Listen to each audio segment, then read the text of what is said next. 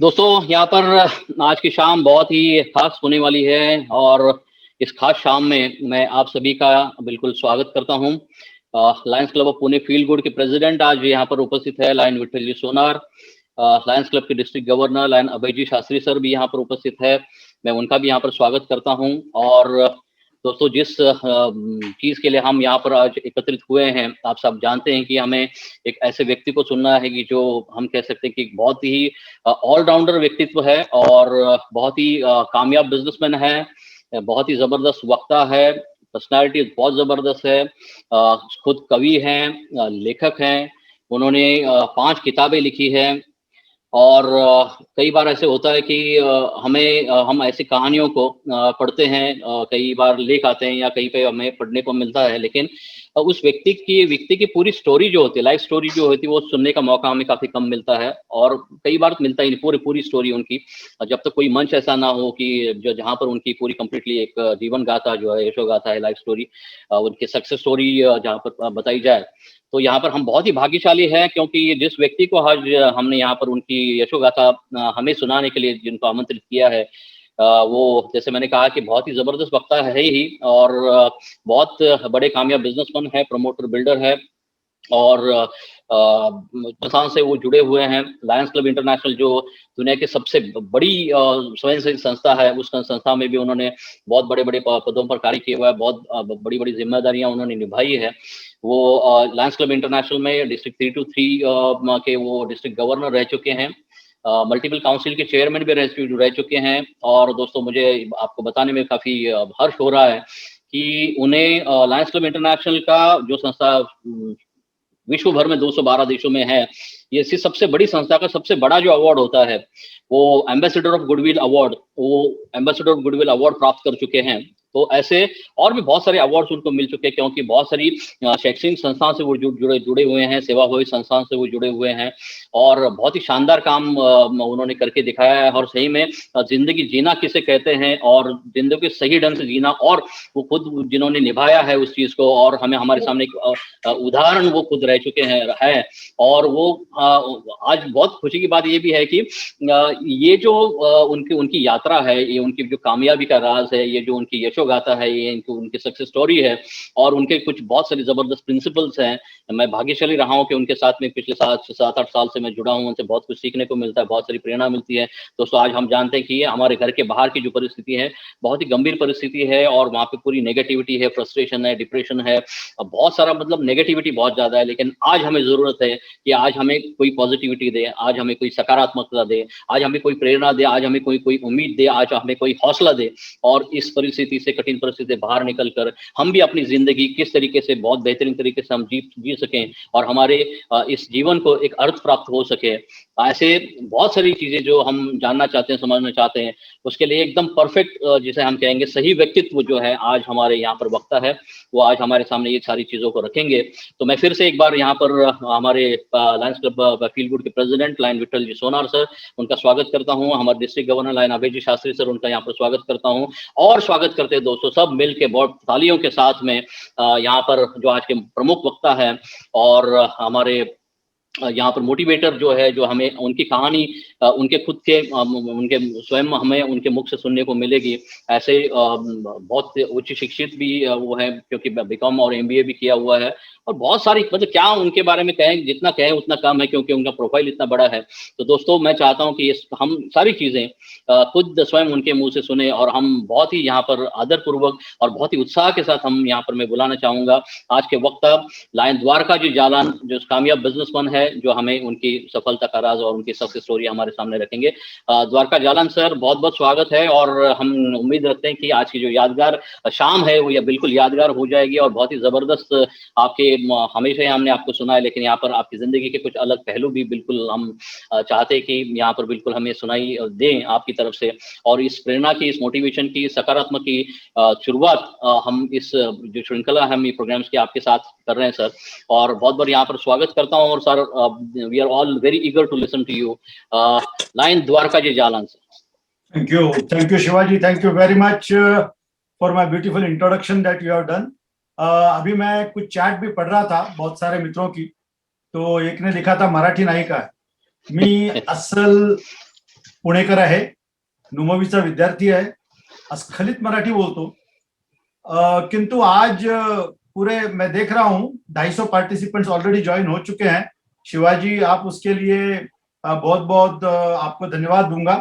और मैंने इसके लिए हिंदी भाषा का चुनाव किया है क्योंकि अदर देन पुणे और महाराष्ट्र के बाहर के भी बहुत सारे लोग आज इस टॉक से जुड़े हुए हैं. इस नाते मैं कोशिश करूंगा अपनी बात हिंदी में, कहीं कहीं मुझे जहां कहीं मराठी के अच्छी चीजें ध्यान में आएगी मैं जरूर मराठी में भी बात करूंगा, लेकिन उससे हमारे जो मराठी भाषा नहीं जानते वो वंचित रह जाएंगे. इसके लिए मैं कोशिश करूंगा की ज्यादातर मेरा टॉक जो आहे वो हिंदी में रहेगा. और मी मराठीमध्ये बोलायला कधीतरी एखाद्या वेगळ्या टॉकला फक्त मराठी भाषिकांसाठी आपण नक्की ठेवू, पण मराठीचा मला अभिमान आहे. मी पक्का पुणेकर आहे, नुमवीचा विद्यार्थी आहे, अस्खलित मराठी बोलतो, त्याबद्दल कुठली शंका नसावी. फिर भी आज का ये टॉक, आज का ये मेरी जो कोई यशोगाथा, मेरी कहानी, जो शिवाजी ने इस विषय को मुझे दिया और जो कहा कि इस टॉक शो का मैं पहला ही स्पीकर हूं, इसकी एक श्रृंखला वो शुरू करने जा रहे हैं और इसके लिए मैं भाग्यशाली हूं कि उन्होंने मुझे चुना कि इसकी शुरुआत मुझसे हो. इसके लिए thank you once again Shivaji. I also wish to convey my sincere thanks to the president Vitthalji Sonar, Lions Club of Feel Good के, क्योंकि Lions Club of Feel Good ने इस कार्यक्रम को आयोजित किया है. इसके लिए प्रेसिडेंट आपका और आपकी टीम का मैं विशेष धन्यवाद दे दूं.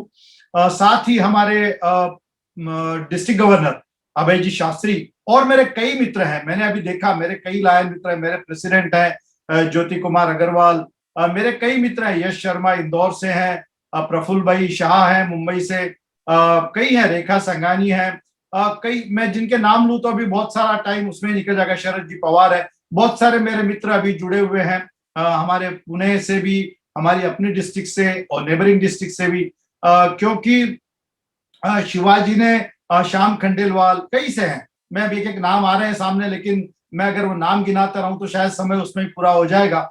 मैं आप सभी का धन्यवाद व्यक्त कर देता हूं और साथ ही साथ आप सभी का स्वागत भी करता हूं आज के इस पहले टॉक शो में, जिसका नाम इन्होंने यशोगाथा दिया है.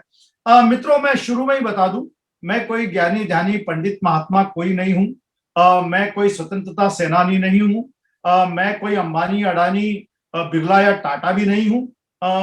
मैं ऐसा कोई भी नहीं हूं. आपके जैसा एक साधारण सा आदमी हूं, और आपके जैसा ही आपके बीच में से ही उठ के आया हूं. सिर्फ बात इतनी सी है कि मुझे जैसी जैसी अपॉर्चुनिटी मिलती गई, मैं उसको स्वीकारता गया, मैं उसका उपयोग करता गया और जिंदगी के पायदान पे मैं अपनी पायदान चढ़ता गया, एक एक पायदान आगे रखता गया. मैंने कभी सोचा नहीं, मैंने कभी कोई प्लान नहीं किया कि मैं ऐसा करूंगा और मुझे ये मिलेगा, तब मैं ऐसा करूंगा, ऐसा मैंने कभी सोचा नहीं. अभी शिवाजी ने मेरे इंट्रोडक्शन में बहुत सारी चीजें बताई, उसमें, और नॉर्मली ये कहा जाता है किसी भी आदमी का इंट्रोडक्शन उसका टॉक ही होता है, उसका स्पीच ही होता है. उसके स्पीच में बहुत सारी चीजें आ जाती है और वो अपने स्पीच में बहुत सारी चीजें बता भी देता है.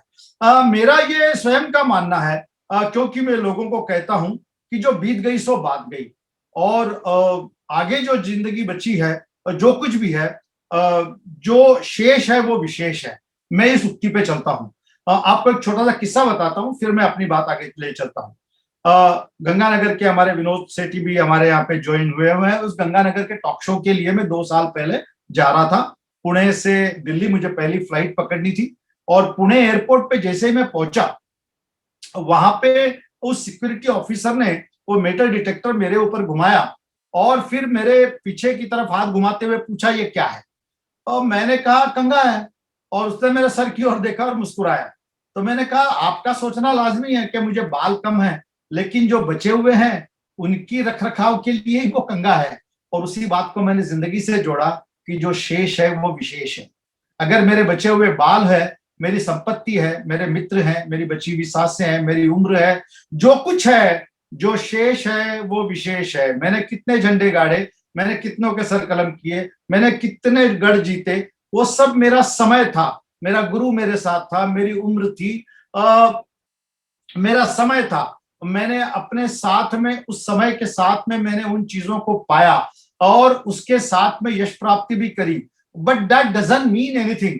वो ठीक है, सभी को मिलता है। अभी अभी मैंने नेटफ्लिक्स पे एक फिल्म देखी थी कुछ, अभी मान लो ये कोविड का पीरियड है तो अच्छा से अच्छा टाइम पास तो यही है, ये अमेजॉन और नेटफ्लिक्स और ये सारे जो शोज हैं जहां पे बहुत सारे विषयों की फिल्में और हमें शो देखने को मिलते हैं। और ऐसे में मैंने एक फिल्म देखी मस्का, जो मुंबई के जो ये ईरानी होटल्स हैं उसके ऊपर वो फिल्म है। ईरानी होटल्स खत्म होते जा रहे हैं और उसके ऊपर वो फिल्म है। और उसकी हीरोइन एक जगह हीरो से कहती है कि इस दुनिया में 7 अरब लोग हैं, 7 अरब, और 700 करोड़ से ज्यादा है, पता नहीं, 7 अरब लोग हैं और हरेक की एक स्टोरी है और हरेक की एक सक्सेस स्टोरी है। मुझे बड़ा अच्छा लगा, हरेक की एक सक्सेस स्टोरी है। आप जितने भी लोग सुन रहे हैं, आपकी हरेक की एक सक्सेस स्टोरी है। आपकी एक स्टोरी तो बनती बनती है और उसमें सक्सेस भी समाया हुआ है। मुझे जब लोगों ने पूछा, अभी अभी मित्रों आपके नॉलेज के लिए बताता हूं, कुछ 20 दिन पहले ही मैं भी कोविड में से बाहर निकला हूं। मैं भोपाल गया था एक कॉन्फ्रेंस के लिए और लौटते वक्त उस यात्रा में पता नहीं कहीं से मुझे कैच हो गया और मैं जब पुणे आया तो मुझे वो आरटीपीसीआर में दिखा मैं पॉजिटिव हूँ। डॉक्टर ने कहा एडमिट हो जाओ। मैं पुणे हॉस्पिटल में हमारे एडमिट हो गया। 10 दिन मैं अकेला उस कमरे में था, अकेला।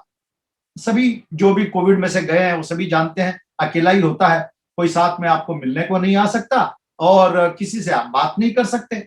और तब क्या था मेरे पास, मेरी लिखी हुई किताबें, मेरी कुछ बुक्स थी, मेरे कुछ पेन थे जिससे मैं लिखता गया, कुछ गीत लिखे, कविताएं लिखी, कुछ मित्रों के लिए मैंने बातें लिखी, कुछ कहानियां लिखी, अगले किताब की कुछ मैंने चीजें लिखी। मैंने समय का सदुपयोग किया, मैं अपने दोस्तों से फोन पे बात करता रहा। मैंने बिल्कुल एक बहुत अच्छा समय गंवाया। जब लोग पूछते हैं कि क्या करना चाहिए, तब मैं उनसे यही कहता हूं कि जब आप कभी, भगवान ना करे आपको कभी हो जाए, लेकिन अगर कभी आप अकेलापन हो जाए, आपको कभी इस त्रासदी से जाना पड़े, तो अपनी स्टोरी लिखिए। लोग कहते हैं हमारी स्टोरी कौन सुनेगा, मैंने भी शिवाजी से यही कहा, मेरी स्टोरी कौन सुनेगा, और मेरी ऐसी कौन सी कथा है या ऐसी कौन सी कहानी है या ऐसे कौन सा मैंने गढ़ जीत ली है या ऐसे मैंने कौन से झंडे गाड़ दिए कि आप मेरी बातें आप सुनना चाहते हो। लेकिन उसने कहा कि नहीं साहब, आपकी जो अचीवमेंट्स है वो लोगों तक पहुंचाए, इसकी मेरी इससे मुझे कई लोगों को मोटिवेशन मिलेगा। फ्रेंड्स, डेफिनेटली ये वर्ड जो है मोटिवेशन, यही मैं भी कर रहा हूं। जैसे ही मैं हॉस्पिटल से आया, मेरे और भी कई मित्र हैं जो इस त्रासदी से गुजर रहे हैं, बहुत डिप्रेस है, बहुत डिप्रेस है, बहुत डरे हुए हैं। तब मैं उनको, जैसे जैसे मुझे पता चला, मैं उनको फोन करता गया, उनको मैं मोटिवेट करता गया, उनको मैं धैर्य देता गया, उनका मैं ढाढ़स बनाते गया, उनको मैं कहने लगा कि कोई बात नहीं, निकल जाओगे इसमें से, ये कोई बहुत बड़ी बीमारी नहीं है, आप भी इसमें से, आपकी उम्र भी कोई नहीं है और मैं तो 60 को क्रॉस कर चुका हूं। लेकिन फिर भी ये कहता हूं कि मैं भी, एक बार के लिए तो डर लगता ही है, इंसान है, आदमी हूं तो, लेकिन फिर भी मैं उससे मुकाबला करते हुए उससे बाहर निकला। और मैं ये पिछले 8 दिनों में मैंने 8 वेबिनार भी कर दिए और उसके बाद में आज पुनः एक बार आप लोगों के सामने वो कहने का मतलब, अगर मेरी किसी बात से कोई मोटिवेट होता है, अगर कोई मेरी बात आपको अच्छी लगती है, अगर मेरी किसी बात से आपको लगता है कि मैं भी ऐसे ही करूं, तो क्या बुरा है भाई। तो let us start with me, why not me. अगर मेरे से शुरुआत करनी है तो मैं क्यों ना शुरुआत करूं। मैं भी किसी से मोटिवेट हुआ हूं। जब मैं लायंस क्लब जो नया नया जुड़ा था, तब मैं अनेक मेरे पास डिस्ट्रिक्ट गवर्नर्स को, लीडर्स को बोलते हुए देखता था, तब मेरा मन भी होता था कि मैं भी इनके जैसे बात करूं। और उसके बाद मैंने अपने आप को संजोया और मैं 43 सब्जेक्ट्स मैंने डेवलप किए लीडरशिप पे, और जिससे पूरे हिंदुस्तान के बाहर भी मैं उन टॉपिक्स पे बात करने के लिए जाता हूं। मैं जब किताबें पढ़ता था, चांगल्या चांगल्या लेखकांची, पु ल देशपांडे, वपू काळे, अनेक नावं घ्यायची तितकी कमी आहेत। जब मैं इनकी किताबें पढ़ता था तब मुझे भी लगता था कि मैं क्यों ना किताब लिखूं। तब मुझे भी किसी ने मोटिवेट किया कि आपने हजारों स्पीचेस दिए हैं, लेकिन आपके स्पीचेस आप किताबों में क्यों नहीं उतारते। और तब मैंने किताबें लिखने का काम शुरू किया और आज 5 किताबें लिख चुका हूं। यानी somebody has motivated me। किसी ने, मैं जब लायंस क्लब में जुड़ा तब उनका कार्य देखा और उसके बाद में मैं मोटिवेट हुआ और उसके बाद मैं आगे बढ़ा। तो अगर मेरी बात से कोई मोटिवेट होता है, मेरी कोई अच्छी बात आपको अच्छी लगती है, तो व्हाई नॉट। एक बात कहना चाहता हूं मित्रों, अपनी बात शुरू करने से पहले, कोई गुजर जाए इस वास्ते देश बंद है, ये हमने कई बार देखा, लेकिन कोई गुजर न जाए इस वास्ते देश बंद है, ये पहली बार देखा।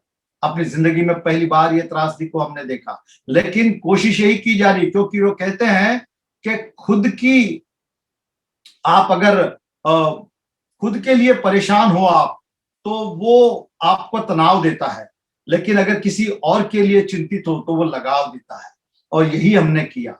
आज मैं अपने से ज्यादा, मैं मेरे परिवार, मेरे बिल्डिंग, मेरे मित्रों और आसपास के लोगों के लिए ज्यादा चिंतित हूं, और ये लगाव देता है। और ये भी कोरोना ने हमें सिखाया। और एक बात, अपनी बात शुरू करने से पहले, मौत के डर से ही सही, मौत के डर से ही सही जिंदगी को फुर्सत तो मिली, मौत के डर से ही सही जिंदगी को फुर्सत तो मिली, सड़कों को राहत और घरों को रौनक तो मिली। हम अपने घरों की ओर लौटे, हम अपने परिवार की ओर लौटे, हम अपने परिवार वालों से जुड़े। हम क्या करते थे? सुबह नाश्ता किए, दिन भर बाहर निकल गए, रात को सोने के लिए घर पे आए, खाना खाए, सो गए, टीवी देख लिए, फिर सुबह नाश्ता किया और फिर अपने काम पे निकल गए। सिवाय लॉजिंग बोर्डिंग के और घर का क्या किया हमने? लेकिन अगर वही मुझसे कोई पूछता है कि इस कोविड के दौरान आपने क्या पाया, क्या खोया, तो मैं उनसे यही कहता हूं कि भाई, अब मेरे घर के कौन से ड्रॉवर में क्या पड़ा है ये मुझे पता है। पहले पता नहीं था, क्योंकि मैं मांगता और मुझे हाजिर हो जाता, लेकिन अब कौन से ड्रॉवर में क्या पड़ा है ये मुझे पता है, क्योंकि अपने हाथों से मुझे अपने काम करने पड़े। एक बात और, कि बचपन में मैंने लूडो स्टिक का खेला था, बचपन में मैंने सांप सीढ़ी खेली थी, कार्ड खेले थे। अब मैं अपने पोते पोतियों के साथ खेलता हूं। मेरी अपनी जिंदगी लौट आई है, मेरा अपना बचपन लौट आया है, और मैं अपने रिश्तेदारों से, अपने परिवार वालों से जुड़ रहा हूं।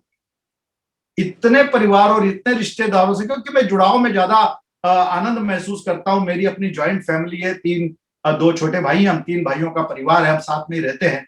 तो ये जो ज्वाइंट फैमिली का जो आनंद है, उसको मैं ज्यादा आनंदित होता हूं। मैं जुड़ने में विश्वास रखता हूं, टूटने में नहीं। और इस नाते इस कोविड को भी मैं पॉजिटिविटी से देखता हूं। माना हम लोग हताश हैं, हम लोग निराश हैं, हम लोगों ने जाने खोई है, हमारे आसपास के कई लोग चले गए, मानता हूं मैं। धंधे में, व्यवसाय में बहुत सारे नुकसान हो गए हैं और होने वाले हैं, ये सब देख रहा हूं। कईयों के रोजगार चले गए, कईयों ने जिंदगियां खोई है, लेकिन फिर भी इसकी पॉजिटिविटी देखनी हो, क्योंकि हम निगेटिविटी निगेटिविटी निगेटिविटी देखते रहेंगे तो सिवाय डिप्रेशन के और कुछ भी हाथ में नहीं आएगा। और हम पिछले मार्च से लेके अब ये फिर एक बार अप्रैल जा रहा है, यानी पूरा 1 वर्ष और 1 महीना हो गया, हम सिवाय कोविड के और कोई बात ही नहीं की। जिससे भी फोन उठाते हैं बस यही बात कि तुम्हारे यहाँ पे तो इतनी तकलीफ है, हमारे यहाँ तो इतनी तकलीफ है, हमारे यहाँ पे, जिससे बात करो बस यही बात। ऑक्सीजन, वही पेंडेमिक, वही रेमडेसिविर, वही सारी बातें। थोड़ा इससे हटते हैं, चलते हैं, बाहर निकलते हैं। शुरुआत करते करते ये डिप्रेशन की बात हुई, तो एक डॉक्टर ने एक अपने मरीज बुढ़िया महिला से पूछा, ये क्या डिप्रेशन डिप्रेशन की बात करती हो, मुझे समझ में नहीं आता। तो उस महिला ने कहा कि ऐसा कुछ नहीं डॉक्टर, अब मैं आपके बाहर क्लिनिक में बैठी थी, एक भी पेशेंट नहीं है, अब आपकी इतनी बड़ी गाड़ी है, इतना बड़ा हॉस्पिटल है, ईएमआई भी तो जाता होगा। और बुढ़िया उठ के चली गई, डॉक्टर डिप्रेशन में चला गया। ये होता है डिप्रेशन, क्योंकि हम अपनी बातों से औरों को डिप्रेशन में डाल देते हैं। तो क्यों ना थोड़ी सी हंसी मजाक की जाए, क्यों ना थोड़ा आपका रुख मोड़ा जाए। और वो कहते हैं ना, आनंद फिल्म में एक डायलॉग था, बाबू मोशाय, जिंदगी लंबी नहीं बड़ी होनी चाहिए। आपको कैसी जिंदगी चाहिए, कितनी चाहिए, उसके बजाय कैसी चाहिए, ये इंपॉर्टेंट है। आपने कितने हंसते खेलते पल बिता दिए। वो कहते ना, आओ सजा ले आज को, कल का पता नहीं, कल का छोड़ो यारो, अगले पल का पता नहीं। अगले पल का पता नहीं है भाई साहब, आप क्या बात करते हैं। इसी बात पे ध्यान में हो रखा है, राजस्थान की सब्जी मंडी में और सब राजस्थान की मंडी में, अनाज की मंडी में 95 साल के एक वृद्ध सेठ जी बैठे थे दुकान पे, और मेरे जैसा कोई आदमी टाई वाई पहन के, सूट वूट पहन के गया। तो सेठ जी ने पूछा, कौन हो भाई? तो बोले, मैं तो शेयर ब्रोकर हूँ। तो बोले, एशियन पेंट के शेयर ले लो। तो बोले, उससे क्या होगा? बोले, 6 महीने में दुगने हो जाएंगे। बोले, भाई देख, जो मेरी उम्र है ना, उस हिसाब से तो मैं केले भी कच्चे नहीं खरीदता, कि भाई पके हुए केले खरीदता हूँ, खा लेता हूँ, छिलका भी गाय को देता हूँ। मेरी उम्र का कोई भरोसा नहीं भाई, कैसे 6 महीने और कैसी इन्वेस्टमेंट, आगे का रास्ता देख। सेठ जी को पता था कहाँ रुकना है, जिंदगी जी ली, आराम से गुजर गई, कुछ नहीं, जो बची है, जो शेष है वो विशेष है। लेकिन फिर भी शिवाजी ने कहा कि मैं अपनी छोटी सी कहानी जो आपको बताऊं, अपनी छोटी सी जो भी अचीवमेंट्स है वो आपको बताऊं।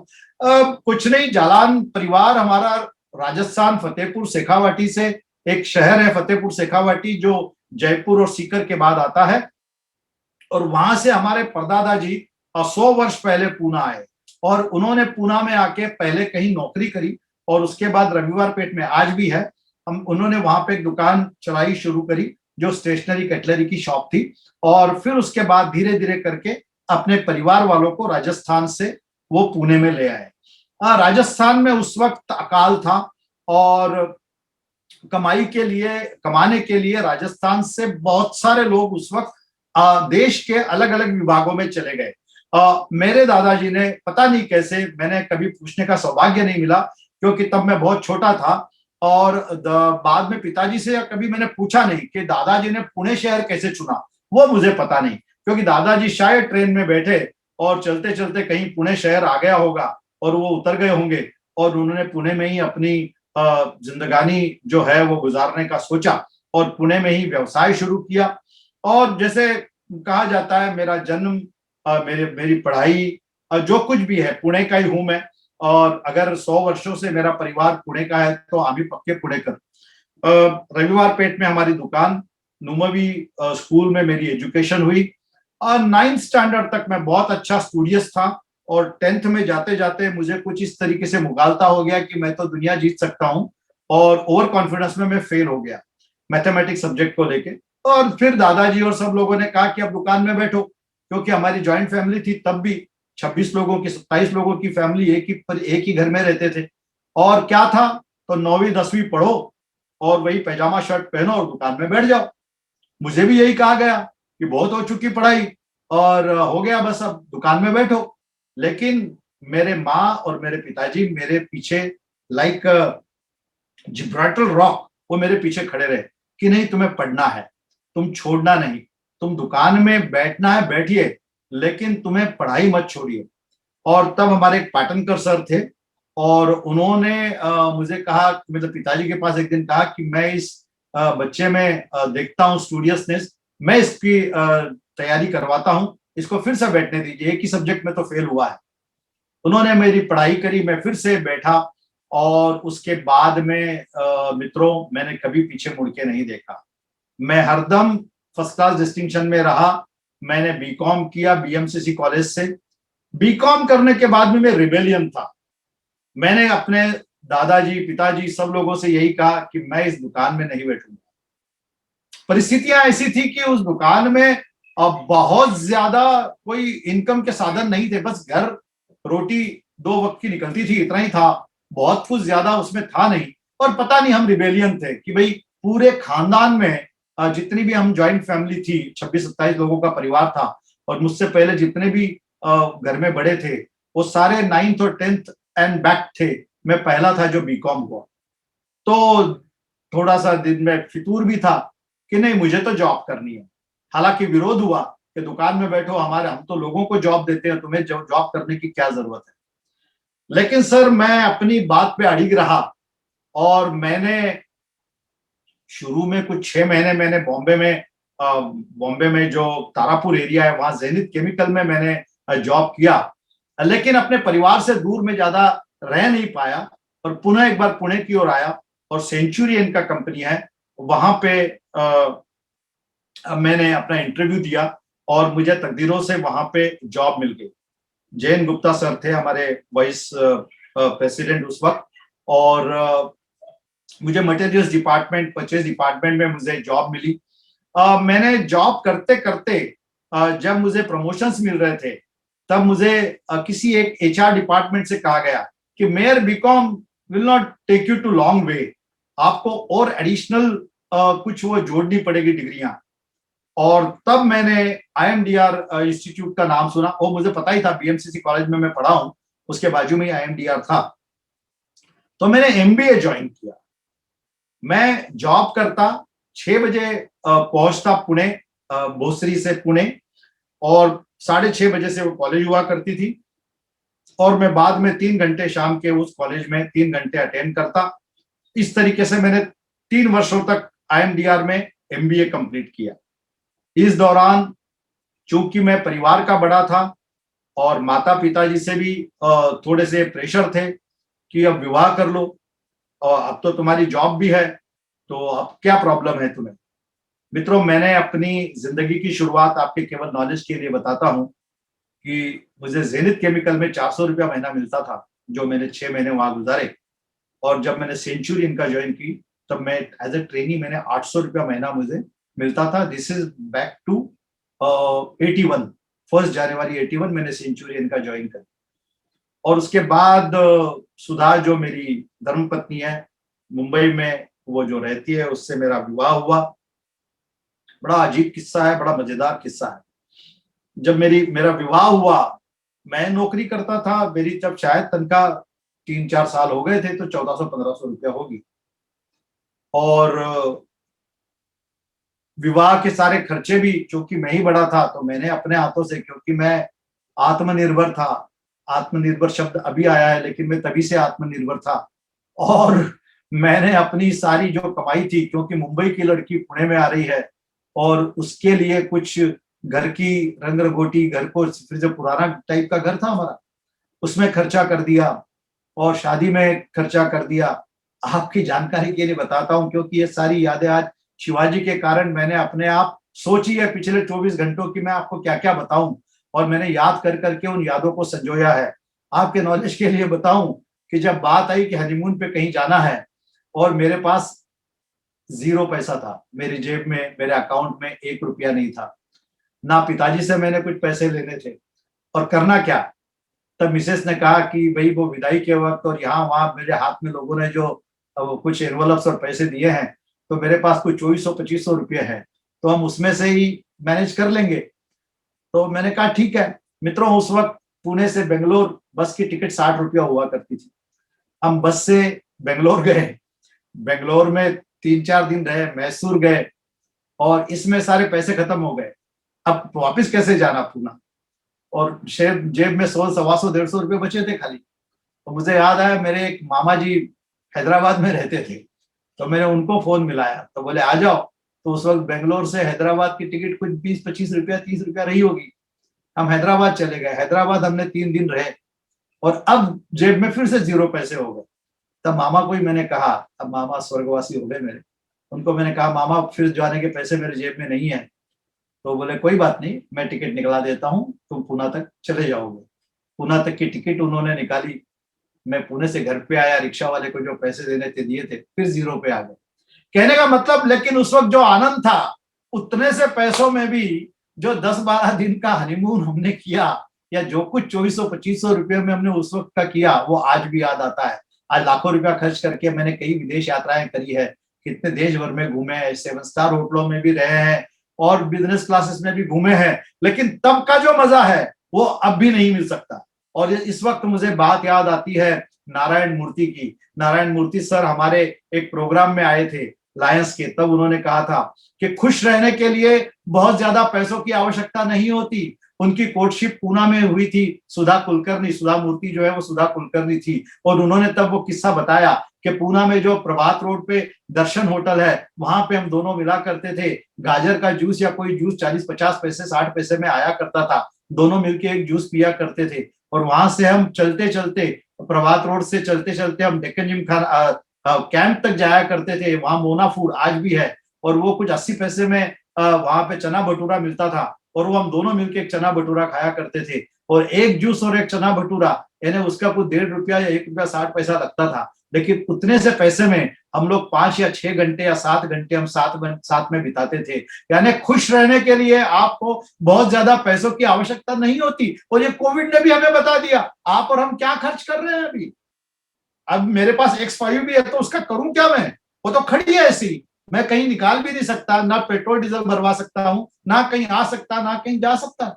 वो बल्कि मेरे बेटे ने जो इलेक्ट्रिक की गाड़ी ली रखी है, एक सेकंड हैंड, बल्कि वही काम आती है कि ना डीजल भराने की जरूरत है, फट से निकल गए, फट से आ गए। बहुत ज्यादा खुश रहने के लिए बहुत ज्यादा पैसों की आवश्यकता नहीं होती। आज मैं जब उस 800 रुपए की नौकरी से शुरुआत करते हुए आज अगर मैं करोड़ों रुपए का कंस्ट्रक्शन का काम करता हूं, तब भी वो दिन मुझे आज भी भुला नहीं सकता, मैं भुला नहीं पाता।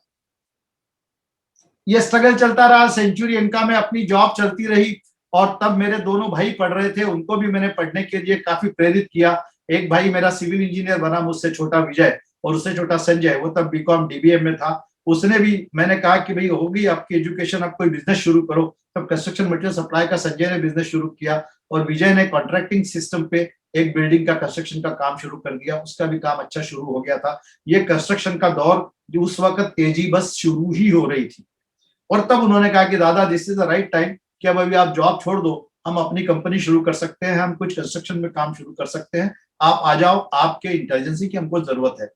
हालांकि मैं कोई बहुत ऐसा इंटेलिजेंट नहीं था, लेकिन ठीक था कि कुछ निर्णय लेना जानता था। जो समय पे निर्णय ले सकता है वही कुछ ना कुछ कर सकता है, ये मेरा मानना है। बहुत सोचने पे, बहुत विचार करने में कई बार समय निकल जाता है, और तब हम कुछ पा नहीं सकते। यही बात मैं यहाँ पे कहना चाहता हूँ। और उन्होंने तब मुझसे कहा कि this is the right time कि now you should leave the job, अब आप छोड़ दो कंपनी और आप हमें ज्वाइन करो।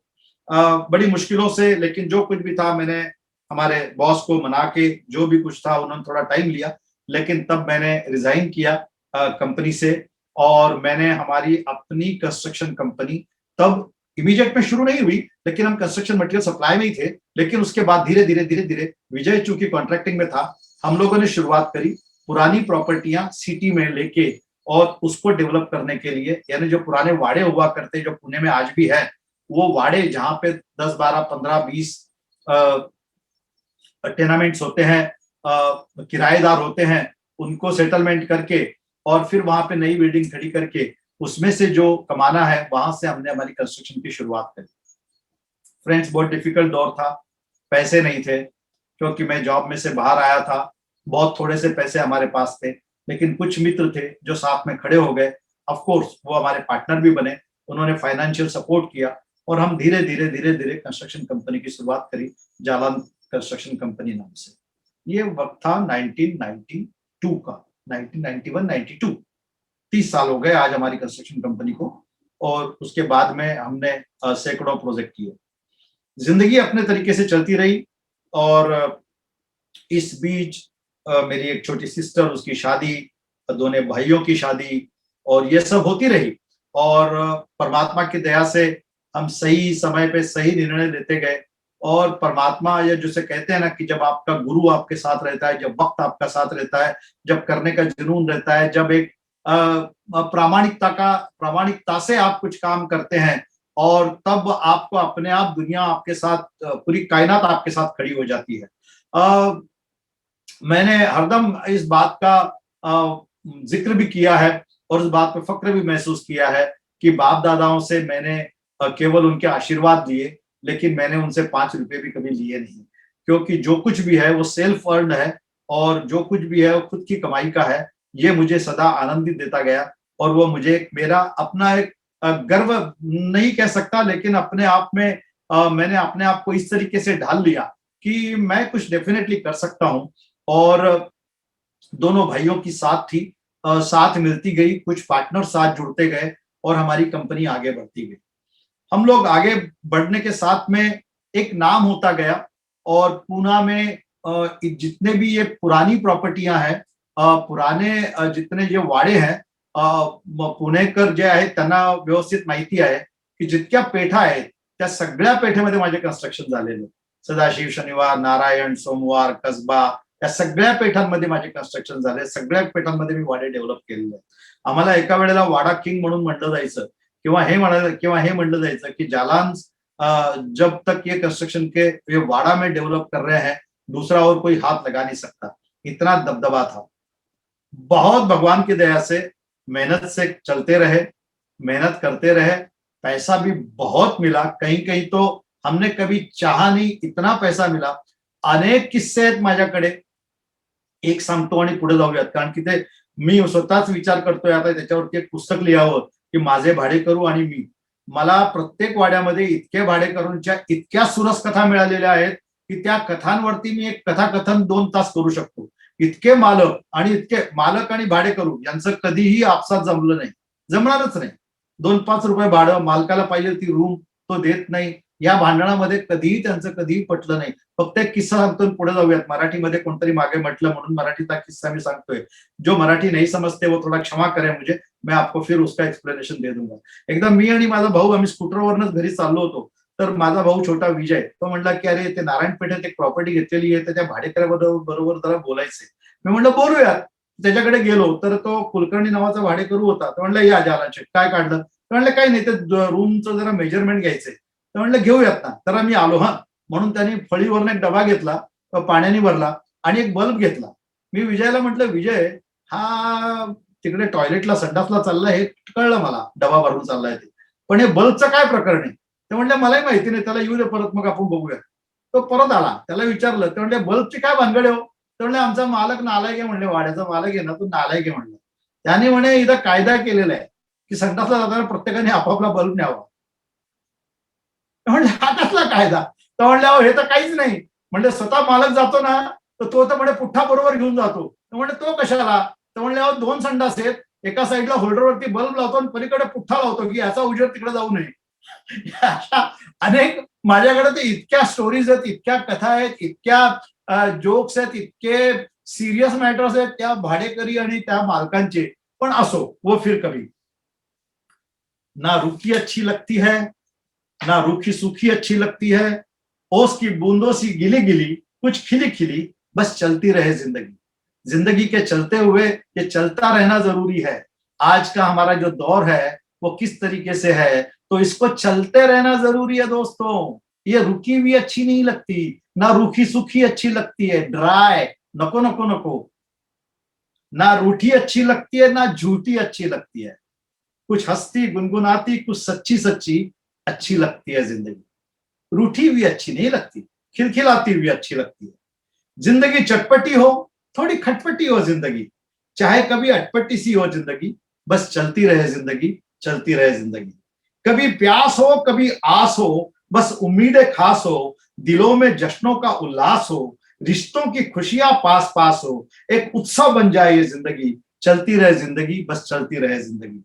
कभी रूहानी कभी रूमानी तो मनमानी कभी कभी, ज्वार भाटा लहरें आशाओं की उफनती ढलती रहे, चलती रहे जिंदगी, बस चलती रहे जिंदगी.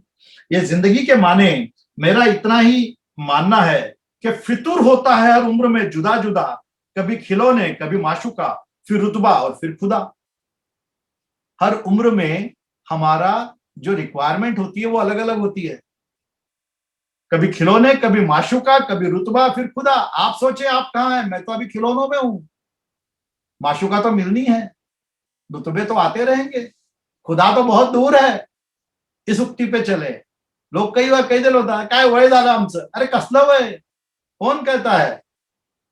जब तक वो कहते हैं कि जब तक आपके दिलों में जिंदा है जुनू तो कैसी बेबसी, जब तक आपके दिलों में जिंदा है जुनू तो कैसी बेबसी, सफेद बालों की ऐसी की तैसी. सफेद बाल उड़ गए, उम्र हो गई. किसने कहा भाई, ये तो शुरुआत है. जिंदगी चलती रहनी चाहिए और यही सोचा सर मैंने. अपनी जिंदगी चलती रही और तभी उसी दौरान मुझे हमारे मित्र एक माखन अग्रवाल, उन्होंने मुझसे कहा कि द्वारका ये 91 जनवरी की बात है. तब मैं जस्ट सेंचुरियन का छोड़ दिया था, 2 वर्ष हो गए थे मुझे बिजनेस की शुरुआत करते हुए. तब उन्होंने कहा कि अब तुम्हारे पास समय है तो क्यों ना लायनिज्म ज्वाइन करो. और तब मैंने Lions Club of Ganesh Khind join किया, सदस्य बना, चलते रहे अपने हिसाब से. 2 वर्ष में ट्रेजरर बना दिया और फिर सोचा कि नहीं ठीक है अपने मेंबर ही बने रहेंगे. लेकिन एक्सीडेंटली मुझे कोई एक प्रेसिडेंट बनने वाले थे, उन्होंने 11th आवर पे कह दिया कि मैं प्रेसिडेंट नहीं बनना चाहता. और सबने मेरी ओर उंगली दिखाई कि द्वारका तुम प्रेसिडेंट बनो. 93-94 मैं प्रेसिडेंट बना.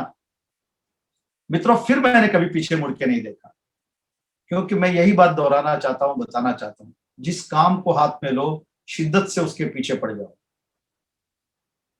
आपको सफलता मिलनी ही मिलनी है। मैंने कभी नहीं सोचा मैं सबसे ऊंचे पद डिस्ट्रिक्ट गवर्नरशिप तक जाऊंगा, कभी नहीं सोचा मैंने, लेकिन मैं अध्यक्ष बना, मुझे मौके मिलते गए, उसके बाद में एक एक पदों को आगे चलता गया और मेरी जिंदगी यहां से थोड़ी सी टर्न ली। मैं जो पूरा का पूरा बिजनेसमैन था, वहां से मैं थोड़ा सेवाव्रती बना, मैंने थोड़ा सेवा के कार्य हाथों में लिए। और नॉट ओनली दैट, जो मैंने थोड़ी देर पहले कहा कि मैंने लायंस में कई सेमिनार सुने, कई वर्कशॉप देखे, कई मैंने हजारों सैकड़ों मैंने स्पीचेस सुनी, कॉन्फ्रेंसेस अटेंड करी, और तब मैं बोलते हुए लोगों को देखता था और तब मुझे लगता था कि मुझे भी ऐसे ही बनना है, मुझे भी इस बंदे के जैसे बात करनी है, मुझे भी इन जैसा कलेक्शन करना है। मैंने अपने आप को तराशना चालू किया, मुझे भी कोई गुरु मिला, मुझे भी कोई आप जैसा मोटिवेटर मिल गया, उसने मुझे कहा कि किस विषय में तुम बात करना चाहते हो। मैंने कहा ए नहीं, बोले ऐसा नहीं, एक सब्जेक्ट चुनो और उसके पीछे लग जाओ। मैंने आर्ट ऑफ पब्लिक स्पीकिंग, ये मेरे लाइफ का पहला सब्जेक्ट है, ये पब्लिक स्पीकिंग, क्योंकि यही तो मुझे सीखना है। आप हम सभी सफल व्यापारी हैं, अरबों खरबों कमा रहे हैं, अरबों खरबों की हमारी कंपनियां हैं, हम में से कुछ जॉब भी करते हैं, अलग अलग अलग डिपार्टमेंट में हैं, हम अपने अपने क्षेत्र में सफल हैं, लेकिन जहां पब्लिक स्पीकिंग की बात आती है, हमारे हाथों में पसीने छूट जाते हैं साहब। आप बोलने के लिए खड़े होइए, आपके पेटों में तितलियां उड़ने लग जाएगी, हाथों में पसीने छूट जाएंगे, तत पप होते, असं कापर भरायला लागतं, असं उठायला त्या माईक समोर उभं राहिलं की असं असं असं असं व्हायला होतं, शब्द विसरतो माणूस, कसं कसं बोलायचं कळत नाही, कोणाला काय विषयावरती बोलायचं ते विषय कुठतरी भरकटतात, जे विचार करून आले तर आठवण करून आले तर सगळं विसरतात, हे होत होतं, हे मी पाहत होतो, ये सब मैं देख रहा था। और तभी मैंने जाना, तभी मैंने सोचा कि अगर मुझे कोई पहला सब्जेक्ट चुनना है तो वो है आर्ट ऑफ पब्लिक स्पीकिंग। मैंने शुरुआत करी और सबसे पहले मैंने मास्टर ऑफ सेरेमनी से शुरुआत करी। जो मेरे लायन मित्र सुन रहे हैं उनको बताना चाहता हूँ, मास्टर ऑफ सेरेमनी एक रीजन कॉन्फ्रेंस की मुझे सबसे पहले मिली, अपने क्लब से शुरुआत करी, फिर उसको मुझे कोई रीजन कॉन्फ्रेंस मिली, फिर कोई डिस्ट्रिक्ट कॉन्फ्रेंस में मिला, और इस तरीके से मैं अपने आप को तराशता गया, मैं अपने आप को मांझता गया। फिर मैंने शेर व शायरी, कविताएं, दोहे, अनेक्डोट्स, स्टोरीज, शॉर्ट स्टोरीज, कितने किस्से, जोक्स, वन लाइनर्स, ये वो सारे मैंने जमा करने शुरू किए। और मित्रों, आपको बताता हूं कि राज कहें या जो कुछ भी कहें, कि मुझे तभी किसी ने कहा था, मैंने देखा था हमारे खोदू ईरानी और कई अच्छे वक्ता थे, तब मैं देखता था कि इस टाइप के कार्ड उनके हाथ में हुआ करते थे, पोस्ट साइज के, अभी भी मेरे पास रहते हैं, सही है, मेरे सपोर्टिव होते हैं, ये ऐसे कार्ड होते थे। तो मुझे जो कुछ भी अच्छा लगता था वो मैं लिखता गया और मैं उनको फिर उनका उपयोग करता गया, और उसके पोस्ट लाइनिज्म में मिलती गई। जो लाइनिज्म जानते हैं उनको, कि zone chairman, region chairman, leadership development chairman और एक्टिविटी चेयरमैन और पता नहीं क्या क्या, और ये सारे पद मिलते गए। उन पदों को मैं सुशोभित करता गया, उन पदों के कारण मुझे कई क्लबों में जाने का मौका मिला। यही बात मैं दोहराना चाहता हूं, do not miss a single opportunity. आपको बिजनेस में ही नहीं बल्कि इस तरीके से जब कभी अपनी बात करनी हो, अपनी बात कहने का मन होता हो, और जब कभी आपको ऐसे कोई टॉपिक पे सीखना हो, अपनी बात मनवानी हो, अपनी बात लोगों के सामने रखनी हो, तो do not miss a single opportunity. छोटी से छोटी अपॉर्चुनिटी भी छोड़िए मत। then and then only you will be reaching definitely to some place। आप कहीं ना कहीं किसी ना किसी पद पे पहुंचते हो, अपनी चीजें अचीव करते हो, और अपनी चीजें अपने साथ जो आपको आनंद मिलता है उसके बड़ी कोई चीज नहीं सर। वो आपको एक अंदरूनी इस तरीके से आप खुद अपने आप को मोटिवेटेड समझते हो कि यस, मैंने जो चाहा वो मैंने पाया। मुझे कई मित्र पूछते हैं क्या तेरे सपने थे और क्या तूने पाया, तो मैंने कहा मेरे बहुत छोटे छोटे सपने थे। जब मैं बीएमसीसी में पढ़ता था तब मैं प्रभात रोड से घर पे अपने घर की ओर जाया करता था, मेरे पास एक छोटी सी लूना थी और उस लूना पे मैं जाया करता था। तब बड़ा मन हुआ करता था कि मैं प्रभात रोड, भंडारकर रोड पे मेरा रहने के लिए मुझे अगर कोई घर मिले तो मेरी जिंदगी की वो एक ख्वाहिश है। मिलो मित्रों, मुझे मिली। तब वो फिल्म आई थी त्रिशूल, और वो त्रिशूल फिल्म में वो अमिताभ बच्चन एक वैन का दरवाजा ऐसे खोलता है और वो गुंडों को अंदर डालता है। मैंने कहा ये क्या वैन है यार, ऐसी ये दरवाजा सरकाने वाली वैन मुझे जिंदगी में मिल जाए तो साहब, उससे भी अच्छी अच्छी गाड़ियां मैंने अपनी जिंदगी में। तब बड़ा मन हुआ करता था कि मैं एक बार अमेरिका चल जाऊं, तो मैं 5 बार हो आया साहब। ये जिंदगी की छोटी छोटी चीजें थी जो मेरी उस टाइम पे अचीवमेंट्स की मैंने सोची। मैंने कहा ये तो सारी हो गई अचीवमेंट्स, अब क्या। और तब लाइनिज्म में मुझे किसी ने कहा कि now you are definitely eligible for going to the district governor's post, अब तुम डिस्ट्रिक्ट गवर्नर की पोस्ट के लिए जाओ। मेरा बिजनेस साइड बाय साइड चल रहा था और हम लोग अब बहुत ज्यादा स्पीडीली आगे बढ़ रहे थे। मेरे दोनों छोटे भाई उसी वक्त में उन्होंने कई प्रॉपर्टी, हम साथ में ही थे उसी दौरान कई प्रॉपर्टियां ली जो डेवलप हो रही थी, और वो अपने स्पीड से वो काम चल रहा था। यानी मैं बिजनेस की ओर भी ध्यान दे रहा था और उसी वक्त मुझे लाइनिज्म का यह मुझे एक अपॉर्चुनिटी मिली। मैंने अपने दोनों भाइयों से पूछा कि मुझे डिस्ट्रिक्ट गवर्नरशिप की अपॉर्चुनिटी मिल रही, क्या मैं उसके लिए जाऊं, क्योंकि मैं थोड़ा बिजनेस में कम ध्यान दे पाऊंगा। उन्होंने कहा तुम्हें अपॉर्चुनिटी मिल रही, जाइए, बिजनेस तो चल ही रहा है और तुम जितना समय देख सकते हो उतना दे ही रहे हो। अपने परिवार को कॉन्फिडेंस में लेना जरूरी है। आप किसी भी पद पे जाना चाहते हो, और पर्टिकुलरली जॉइंट फैमिली में ये बहुत जरूरी होता है कि आपके परिवार को आप अपने साथ कॉन्फिडेंस में लो, तभी आप कहीं ना कहीं। मित्रों, मेरे इंट्रोडक्शन में कहा, मैंने अपनी बातों में कहा, और भी बातें आपको कई बताऊंगा कि मेरे ये जो जिसे कहते हैं हॉबीज के, या मेरी स्वयंसेवी संस्था की में जो काम किया, मैं एक बिजनेसमैन हूँ, लायंस का एक सेवा यात्री हूँ, एट द सेम टाइम मैंने किताबें लिखी, मैंने हजारों जगह स्पीचेस दी हैं, मैं मेरे टॉक शो करता हूं, मैं मैच मेकिंग अपने अग्रवाल समाज के लड़के लड़कियों के लिए करता हूं, अग्रवाल समाज का मैं वाइस प्रेसिडेंट हूं, मुझे फिल्में अच्छी लगती है, सारी फिल्में मैं देखता हूं, मुझे गाने अच्छे लगते हैं, मैं हास्य कविताएं करता हूं। और जब मुझे मित्र मेरे पूछते हैं जब तू इतनी सारी चीजें करता है तो कैसे कर लेता है, उनको मैं यही बताया करता हूं कि डू कंपार्टमेंटलाइजेशन। जब मैं फिल्म देखने जाता हूं तब मेरा फोन साइलेंट रहता है, मैं कोई बिजनेस की बात नहीं करता, और जब बिजनेस करता हूं तब पूरा बिजनेस करता हूं, तब मैं किसी प्रकार का सोशल नहीं करता। और जब मैं सोशल करता हूं तब मैं देखता हूं कि किस तरीके से बात को बैलेंस करूं, लेकिन इन सारी चीजों में मैं अपने परिवार का ध्यान सबसे पहले रखता हूं। अब लाइनिज्म में जो मेरे जितने भी कॉन्फ्रेंसेस, टॉक, सेमिनार्स होते हैं वो संडे को होते हैं, और फैमिली चाहती है कि संडे को मैं उनके साथ रहूं, तो कैसे संभव है। लेकिन मित्रों, संडे को जब मैं आपको आपकी नॉलेज के लिए बताता हूं कि 52 संडे में से 40 से 42 संडे मेरे लाइनिज्म के लिए या कहीं ना कहीं टॉक शो के लिए लगे हुए हैं। मैं 10 या 12 संडेज या 15 संडेज ही पूरे साल में अपने घर में रहा हूं। लेकिन तब मैंने ये जरूर देखा कि जब मैं कहीं बाहर से आऊं तो चाहे वो वर्किंग डे हो, मैं अपने परिवार को, फैमिली को कम से कम, अब मेरी फैमिली मान लो बेटा है, बहू है, डॉक्टर है और पोता पोती है, तो उनकी अपनी फैमिली है, लेकिन मेरे मिसेस को लेकर मैं कोई फिल्म देखने जाऊं या कहीं डिनर के लिए जाऊं, ये जरूर मैं करता हूं। अपने परिवार का ध्यान रखना सबसे पहले जरूरत है। अगर कोई मुझसे पूछे कि आप किस तरीके से अपनी प्रायोगिकता दोगे, तो प्राथमिकता दोगे, तो मैं कहूंगा कि पहले परिवार, फिर व्यापार, और फिर लाइनिज्म, और फिर उसके बाद में आपका और कोई शौक। उसके बाद में सबसे पहले परिवार। ये परिवार ही है जो तुम्हें सपोर्ट करता है हर तुम्हारी अच्छी बुरी। अभी अगर मैं इस कोविड के दौरान अकेला उस रूम में था, तो ये परिवार वाले ही थे जो मुझे धाड़स दे रहे थे, जो मुझे हर वक्त फोन कर रहे थे, या मुझे व्हाट्सएप पे पूछ रहे थे, या मुझे उस वीडियो कॉल से मुझे मुझे देखना चाहते थे कि मैं ठीक हूं ना। और ये सब मेरे परिवार वाले थे जो मेरे सपोर्ट के लिए खड़े थे। इसके लिए परिवार सबसे पहले, उसके बाद में सारी चीजें।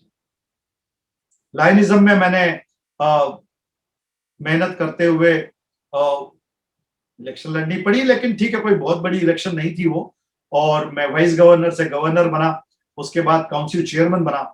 और मित्रों, मुझे इतनी अपॉर्चुनिटी मिली इस काउंसिल चेयरमैन जब बना, जो नॉन लायंस है उनके लिए बताता हूँ कि लाइनिज्म जो है ये 212 देशों में होती है, 212 कंट्रीज में।